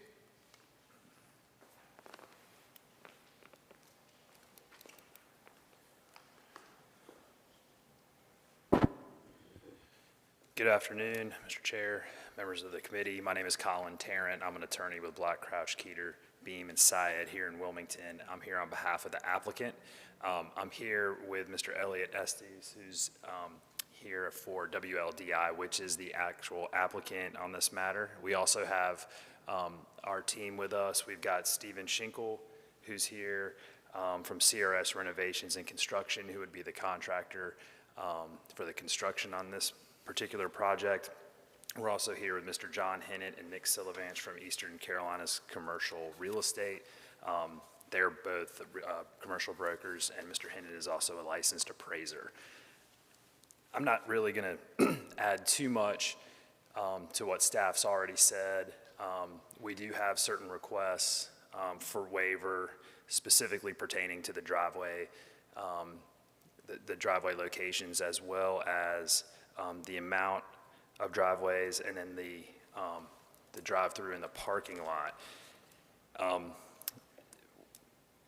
With our application, we did include as an Exhibit A, and I didn't see that as an attachment in the agenda items, but I did want to make sure that you all received it. There was an email that we received from Benjamin Hughes, the engineer, or the district engineer for DOT, regarding conversations that we've had with him as to the locations of our driveways. And he did indicate in an email that NCDOT would not require any driveway modifications. So I did want to make sure that the committee had that in their packet, and if not, I do have a copy of that I could hand up to make sure that it's in the record. At this time, I did want to make sure that the entire agenda packet be entered into the record, if I could request that, Mr. Chairman. I do not see an Exhibit A in the packet, so if you would like to hand me Exhibit A for the record, I can pass it out to the members. And I do have one copy, but I'll make sure that, I guess everybody can pass it down. It's a short email. We'll pass it down for everyone to see, and if you could just email it to me, and I can put it into the record. Sure, I'll make sure you have it.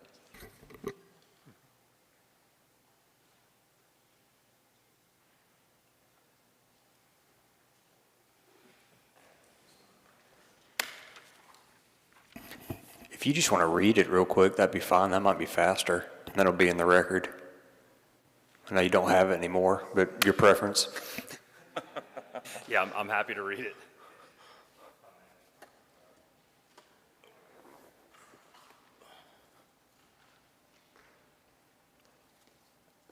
All right, as I stated, this is an email from Ben Hughes, the district engineer for NCDOT, writing to Mr. Silivanch on April 18th, 2022. This followed a conversation that Mr. Hughes and Mr. Silivanch had regarding the driveway locations for the proposed project. Mr. Hughes stated, "Nick, it was good speaking with you on Friday. Per our conversation, NCDOT will not require any driveway modifications with the retrofit of the hotel to the apartments. Thank you for reaching out to confirm, Ben Hughes."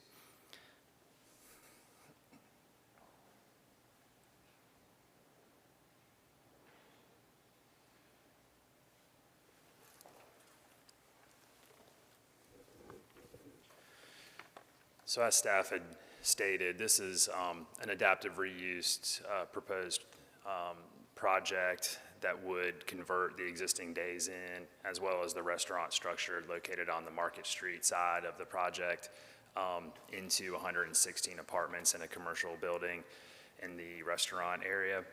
Our proposal does not change the existing driveways. There's two driveways off of Market Street. Our proposal is to keep them the exact same. And this was originally developed back in 1978 as a hotel and restaurant. And the surrounding areas since that time have since been developed, and this entire area is zoned RB.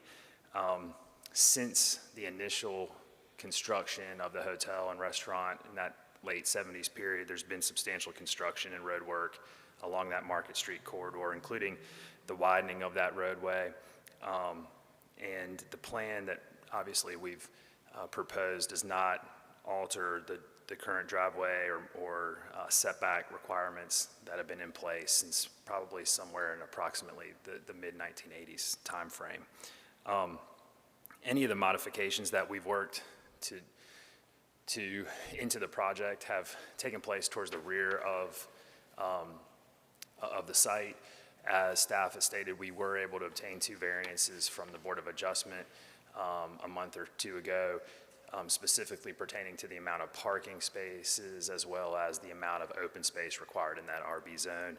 A lot of this has to do with just the unique configuration of this particular site, the location of the surrounding and adjacent properties, the requirements in this particular zoning district that box us in to really having a limited amount of space to try to meet all the requirements. So that is a lot of why and what we're basing our request for the waivers before you today on, is that we're limited into what we can do. Any of the changes that would require us to meet specifically these driveway specifications would most likely and definitely alter what we currently have in our site plan as far as meeting some of the other requirements of the ordinance. So this very unique and specified site has kind of left us with a box to play in that doesn't give us much room to maneuver. As I stated before, we do have our experts and our team here that can address any of the technical communications or technical questions that the committee may have. Obviously, I'm able to address any of the legal issues, but I did want to make sure that you're aware of their presence and our ability to answer any questions you have today. Just one question, you mentioned modifying the plan. There's legal ramifications for modifying any of the driveway locations? No, not legal. Okay. I apologize if there's confusion there. No, the ramifications would be that, like I said, I mean, we're dealing with limited space. So we've already requested variances in order to be able to adhere to the requirements of the ordinance within the RB zone. If we're talking about trying to meet some of the technical specifications that are the subject of our request before you, we're really opening up a Pandora's box of a multitude of other nonconformities, so to speak, or failure to meet other specifications in the ordinance. So it's in line with the fact that we're attempting to, adaptively reuse this property to keep it all similar and to the exact same as what's currently there and what's been there for 30 plus years in its current use and context. I've got some technical questions, so. Yeah, I mean, if you want to ask your question, and then We'll fire, it seems like all of these variances are kind of intermingled or connected except for the drive aisle one, just regarding the driveway, well, the first two. So there's 2 driveways, both of them are too close to the property line. What would be the impact of eliminating one of the driveways, just completely closing it? And the only reason I ask that is, 1, it may satisfy the property line situation, at least at one of the driveways, and 2, it would satisfy the adjustment number 2 of having 2 driveways within, less than 600 feet of frontage. I'm Elliot Estes, property owner. That frontage is only 174 feet wide, and if you have a 24-foot driveway, you can't accommodate the offset from the 2 property lines. Correct. Just as impossible to have one driveway have the 75-foot clearance from either side. If you consolidate it to one, you would have to encroach upon one of those 2 sides, and it would most likely be either retain I think that's the east driveway that kind of goes straight beside the retail building in the front, but that would create a bottleneck in that retail kind of tuck-in right there. Right now you have a release valve on the west side, but if you, again, close that off and someone turns in, if they're for a retail purpose and they just want to hunt for a parking spot, they're going to take a right, find themselves potentially stuck, and then back up into Market Street without a relief valve. So, that, to your point about it being intermingled, that's just the logistical operational challenge of 1 and 2 together. And would there be room to accommodate some kind of turnaround? No. Okay. Can you answer, so I see that there's a restaurant in the building in the front. Is that where the retail space is going to be too, or can you go into what the layout of the site's going to be a little bit? So I'd have to just consult with Colin on, the technical presentation of it, but it is retail space.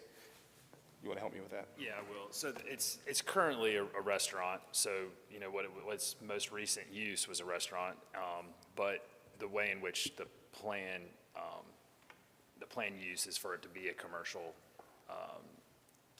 use instead of a restaurant use. There would be, I think, the proposal was to have at least a portion of that be office space for the apartments, as well as to have some sort of coffee type shop that would be more for the residents, but also open to the public. So it will be a commercial use. The larger building is going to remain residences. So the two hotel buildings will continue to be, they'll be converted from hotel use to apartments. That front building that's currently a restaurant would be converted into a commercial space and office space. And I just want to clarify, the only reason why I tagged Colin in, I'm a hotel owner, and he's helping us get to multifamily. That front building will continue to be amenity space. And presently, it shows as a restaurant, but it's probably 1/3 office space for guest check-in and 2/3 restaurant.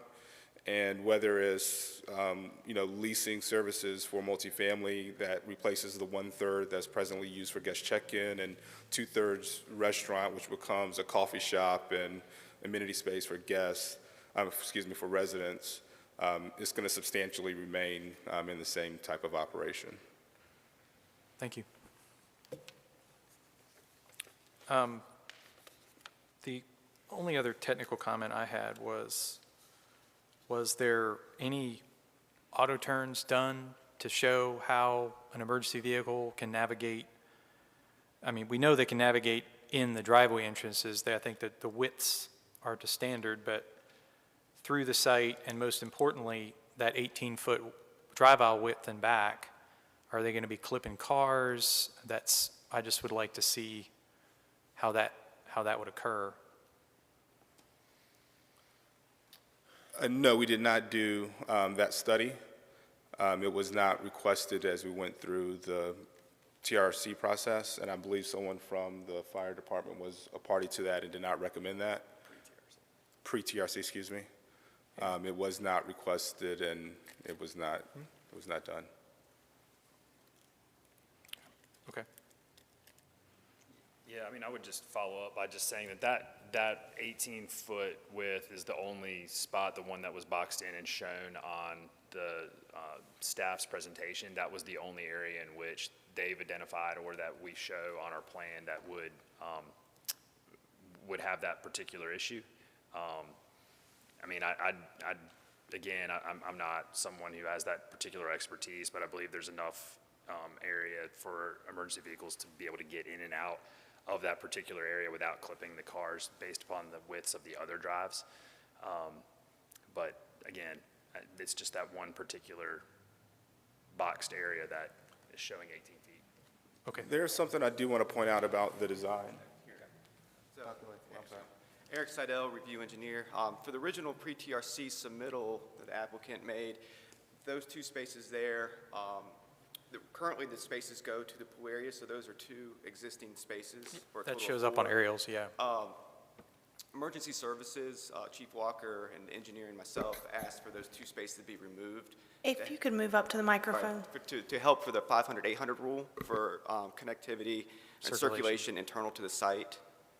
So those were asked to be removed, and the applicant has shown that on these plans. And we had also asked for them to verify that all the parking spaces and drive aisle widths met minimum standards, and they did that, and the 18 feet was the only standard that wasn't met for the 24. Thank you. I guess that would lead me to my question, what would be the impacts of meeting the 24 there also? So there, hop in? Or you, No, go ahead. The only thing that I would say is that we're pretty tight on parking. And so obviously we're able to obtain the variance from the Board of Adjustment in order to reduce our minimum parking from the 180 required spaces to 140 required spaces. That should give you an idea on how tight we are on parking already. So any tinkering that we do with the current site plan to adjust the parking is going to, it's again, a kind of a domino effect, and creates more issues for us, and we potentially have to go back before the Board of Adjustment for additional variances or whatnot. I'm not saying it can't be done. Obviously, I don't know that, but I do know that we're boxed in pretty well. Thank you. Any other questions for the applicant? I do have one question. I see your existing impervious is a little less than your proposed impervious, and I don't see it on the plan. I was just curious where that is and why that is. It's like 2,000 square feet more impervious. Is it over by the pool? The pool? Correct. To the left of the pool, those are additional parking spaces that we took out in order to increase the amount of common space for the residents. And I'm Very sorry, cool. I'm not sticking to your jargon of impervious, but It's okay. It's a cool project. Thank you. yeah.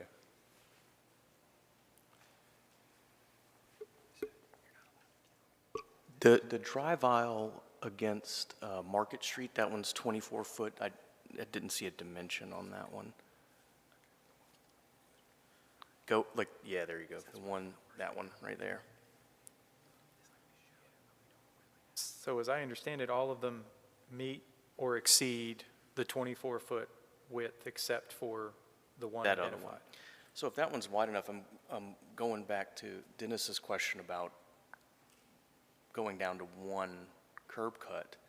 And I don't think it would be problematic for the cars, because you got 24-foot drive. It's a two-way parking, mini parking lot up there, I guess, is the way you look at it, like an offshoot. I don't see anyone getting stuck there. I mean, there's no difference between that and another parking lot where it, would just end somewhere. So I don't know if that's something that's possible to look at, but it seems to me at least feasible. So let's just to think a little bit here.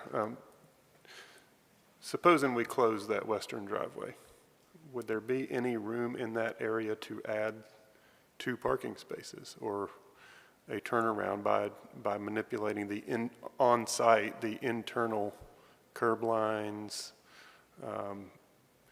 to provide, if a car does pull down there, oh, that last space does have a car in it, man, I got to turn around and go back the other way. Would there be any way to get something in there to allow a car to turn around? Yeah, this is a perfect view.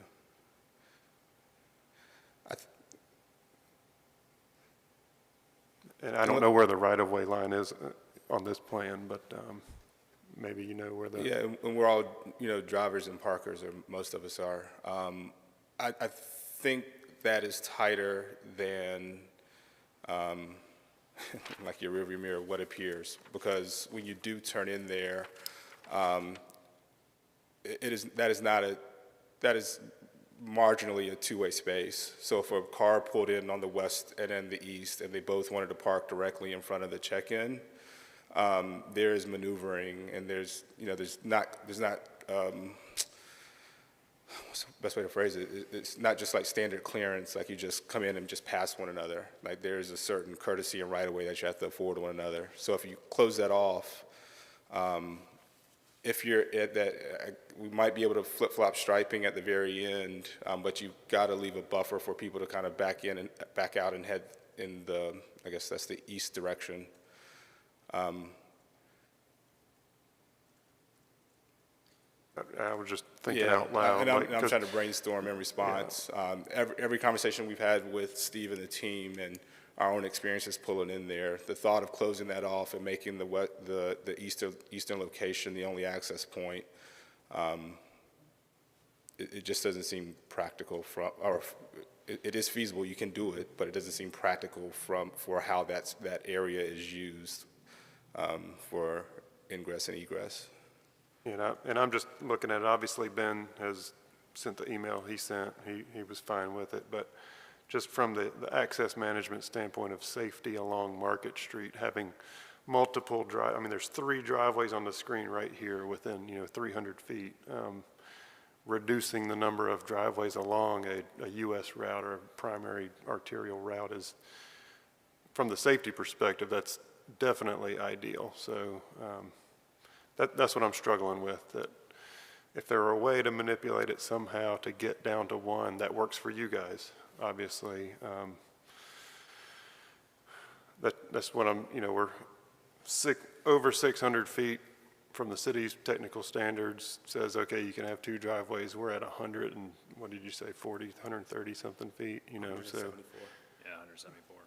So it's just tight, There's a lot of vehicular maneuvers happening in a very small place. So if we consolidate all of those movements to 1 driveway,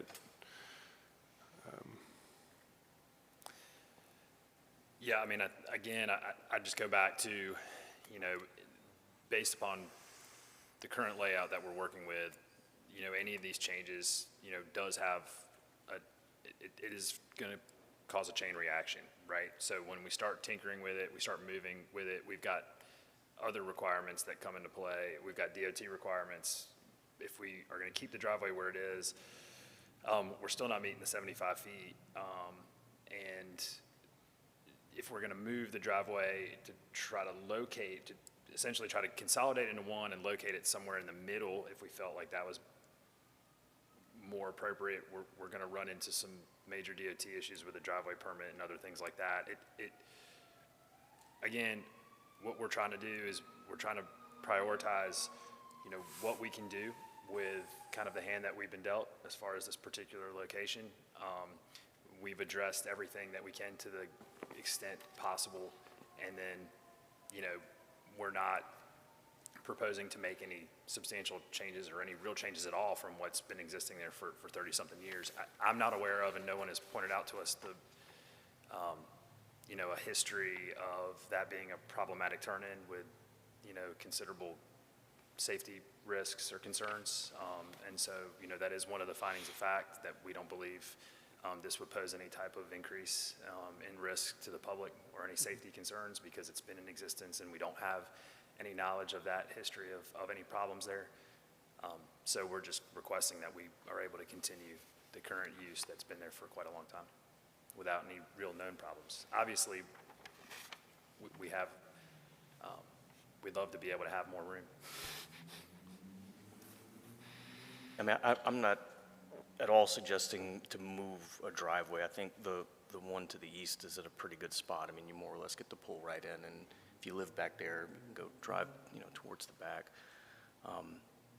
Obviously, that one would not be in compliance with the distance from the property line. I think, if I understood it right, what Dennis was saying is by closing the western drive off, it brings us more into compliance instead of, right? I mean, it helps with a lot of things.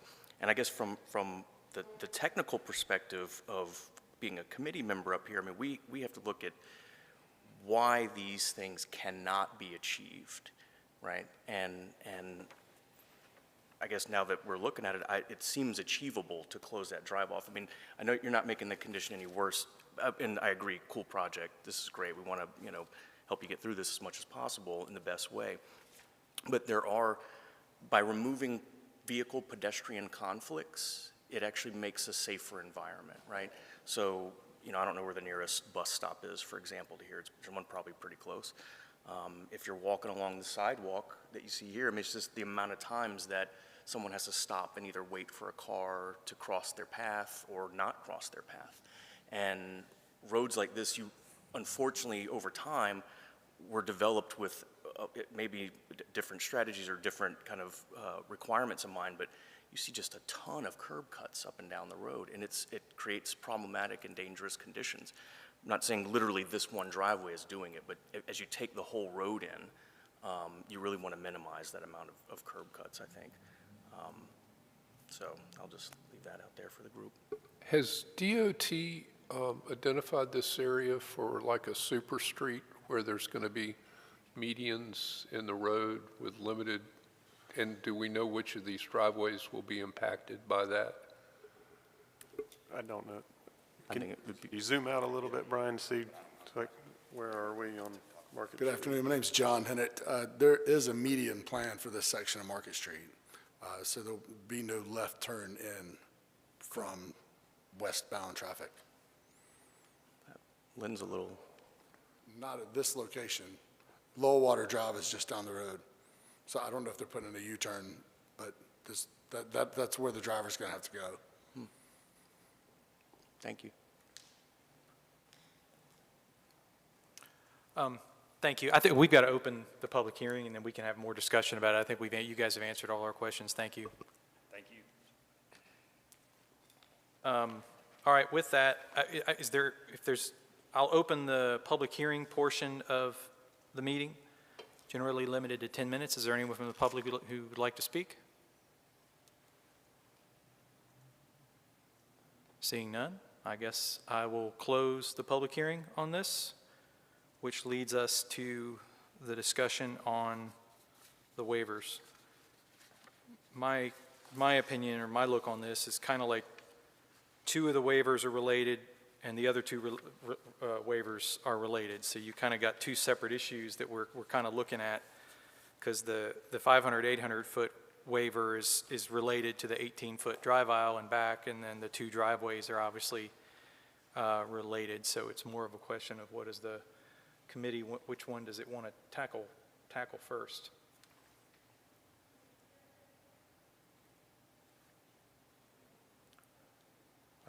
We've been talking driveways, so let's just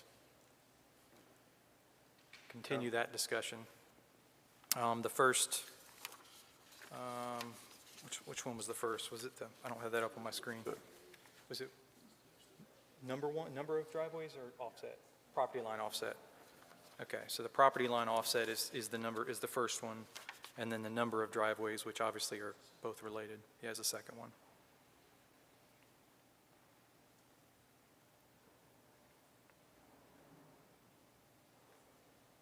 Any discussion, any motions, anything? I mean, I would really like to see it get down to one, but I understand the implications of maneuverability on site and, not knowing where the right-of-way line is. I see the plans show a 100-foot right-of-way for Market Street, but is that the back of sidewalk? Is that the curb line? Is that the concrete line on site? Is that, and I'm not even sure this plan specifies. From this plan, see, I can't tell how much distance do we have from the back of the parking spaces to the edge of the right-of-way. I see, my eyes are being drawn to that 20-foot front setback, but it looks like they've got a little bit more distance from the setback is measured from the right-of-way line, so it looks, Okay. Dennis, to my eye, it looks like it's about the 24. Pretty close to 24. Yeah. Okay. Right. And that's not sufficient for a three-point turn or? Well, it's no different than any other dead-end drive aisle. 24-foot street. Right.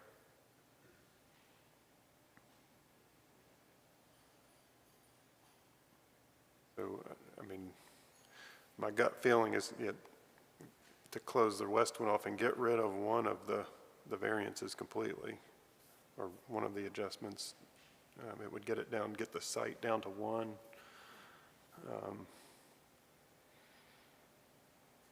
Like I said, improve the access management, improve the pedestrian, just the general safety in the area of turning vehicles.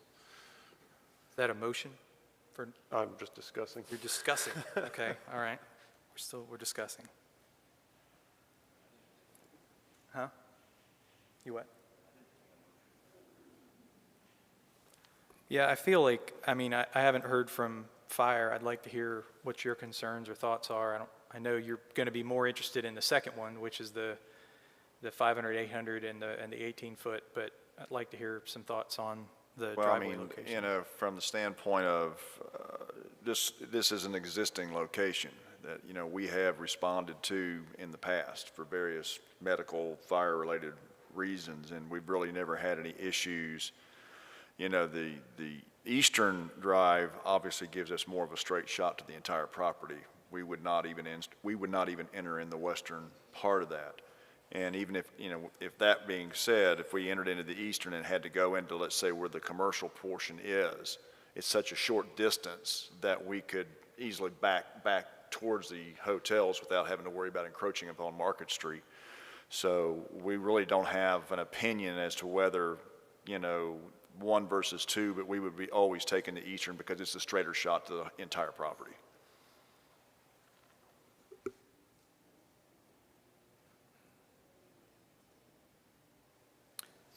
My opinion is I just don't see the justification for the second driveway. There's nowhere near the required frontage.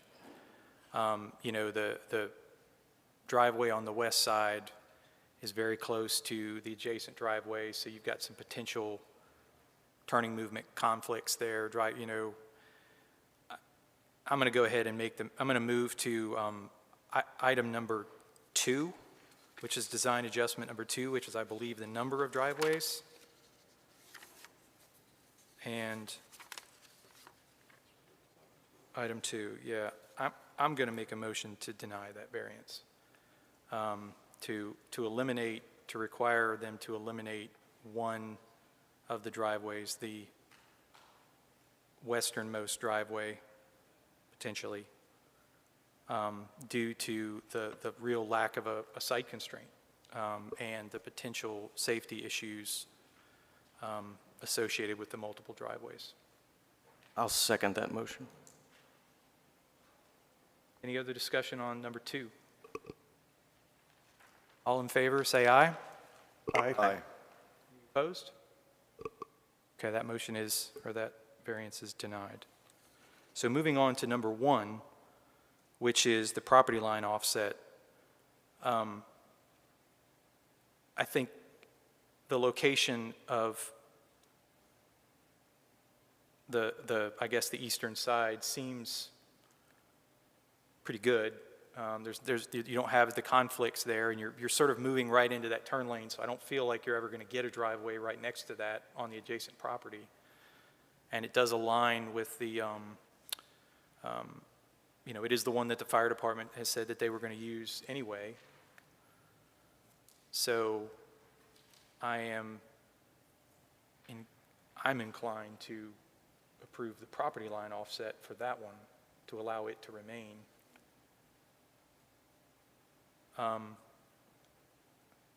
I guess, Brian, can you bring up the aerial again? The one question that we often have in TRC, does this going to have to go back to TRC for anything, or no? Only been to pre-TRC.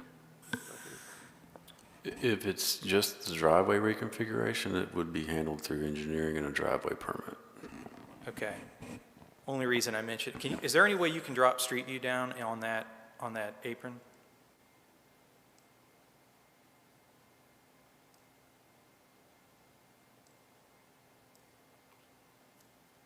Okay. Only reason I mention that is because if often with these things you have to replace portions of the driveway that are damaged or broken. So while I'm personally fine with the property line offset, I don't think it's this board's place to say that they are allowed to keep that driveway exactly as is without any changes. I mean, if there are any damaged or broken panels, potentially they may have to be replaced through that sidewalk. Is that required by whatever is happening here? Like if there was no sidewalk here, would sidewalk be required? Yes, the change of use would require infrastructure improvements and compliance. Thank you. All right. Do I have a motion on the property line offset? Motion to offer relief from the minimum offset for the easternmost driveway.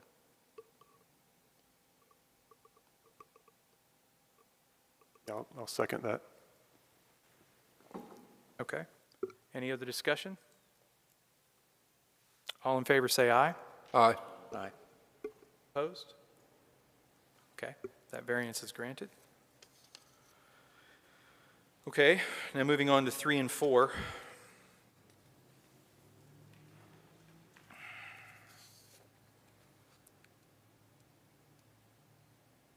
Does the plan show, so as I understand it, it's 880 feet from the right-of-way to basically where the drive aisle is, that's the, is that where they're, the 500, where they're not compliant? It's basically those parking spaces back by the pool? Yes, it would be the furthest parking space. Okay.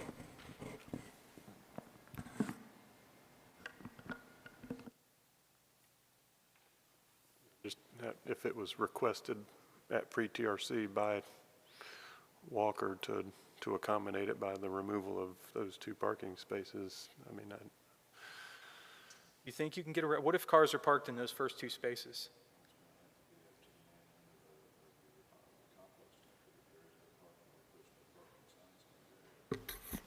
Captain Elrod, we can't hear you.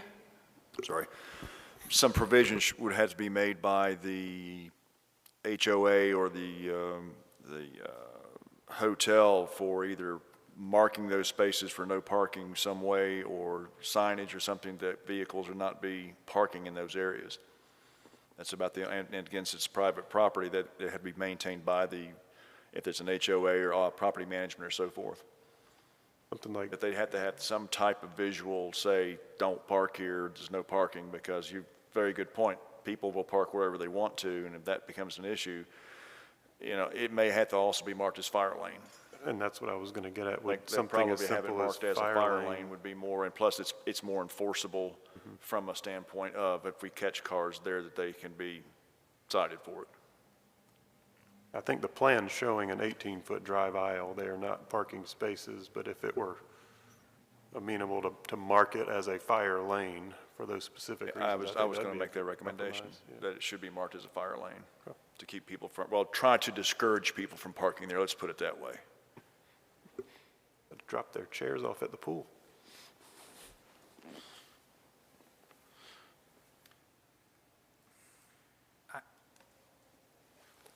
I don't know. I mean, I think that typically in that configuration, as you see on the other end of that parking aisle, you've got landscape islands with a radius, and that radius allows those vehicles to navigate, those larger vehicles to navigate the parking lot better. That doesn't exist, and if they're as tight on spaces as they say they are, you have to assume that those first 2 spaces are going to be occupied with vehicles. So then you have basically essentially no radius and a tighter drive aisle, and the applicant hasn't provided any auto turns to demonstrate that that can be navigated if there were cars in those spaces. I mean, I'm willing to acknowledge the existing condition, and if you have the circulation back there, I'm more comfortable with a waiver from the 500, 800-foot rule based on the fact that it is an existing condition. I think they got to lose those first 2 spaces to get compliant with the 24-foot drive aisle width. If they're not going to provide a landscape island there, I think they need to lose those first 2 spaces. And I think that, yes, I know we're tight on parking in this spot, but the last thing we want is for, there to be an issue. And it's not just fire, it's any vehicle, that's going to need, larger vehicle that's going to need to navigate that drive aisle. That's my thoughts on it.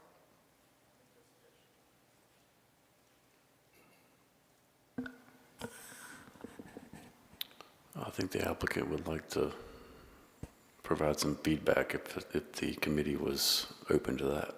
Certainly.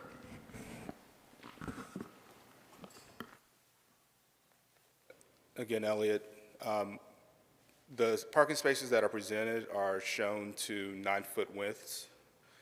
The minimum requirement is 8.5-foot widths.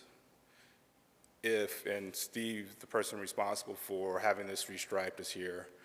If we were to tighten the parking spaces that are in the area that you're describing, they're roughly, I think, how many? 2,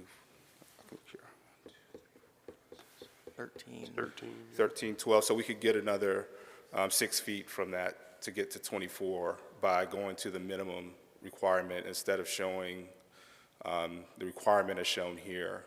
I think instructing or giving us the latitude to tighten the spaces and marking it as a fire lane, I think addresses what I think I've heard you guys discuss. I think it's a good solution. Yeah. Now them, Brian, with them, I mean, they're not reconfiguring the parking, but if they restripe to gain spaces, that doesn't trigger compliance with any of the other requirements in the code? I don't think they're restriping the gain spaces. I think they're just tightening the existing number up. Got it. And this would remove the need for the fourth variance. So Yep. I think it's a win-win. Okay.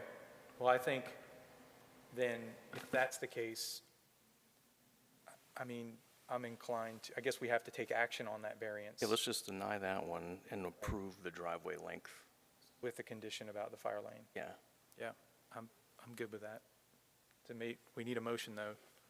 We can skip around, but I'll do it. I'll make the motion on number 4, which is the drive aisle width, to deny that variance, to allow, without, not an applicant didn't provide enough justification to accommodate emergency vehicles. And I think, with the restriping of the spaces, they may be able to make that work and not lose any spaces. But we would need that full 24-foot width. So I would deny that variance. Second.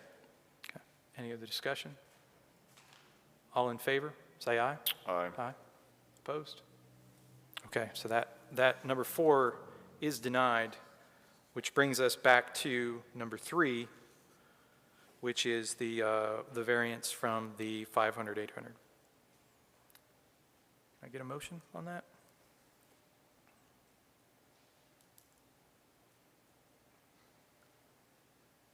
It's a motion to approve the parking plan as is based on existing conditions.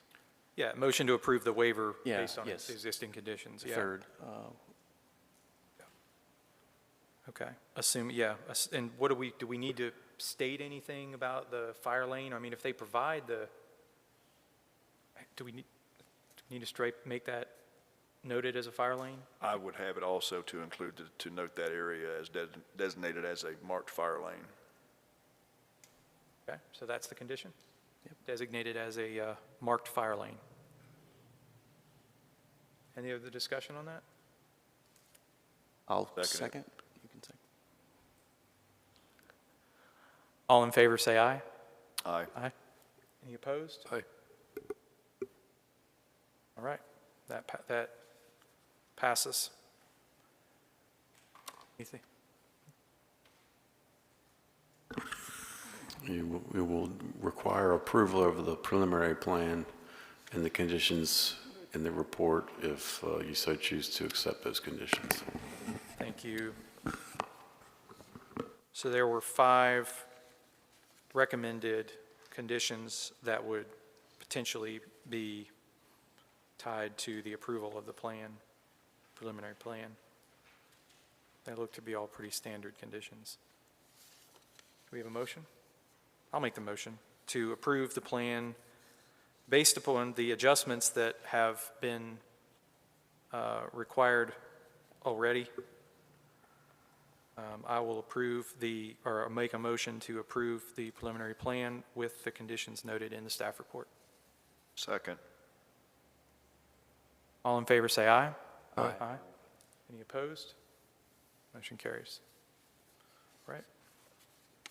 Thank you. Is there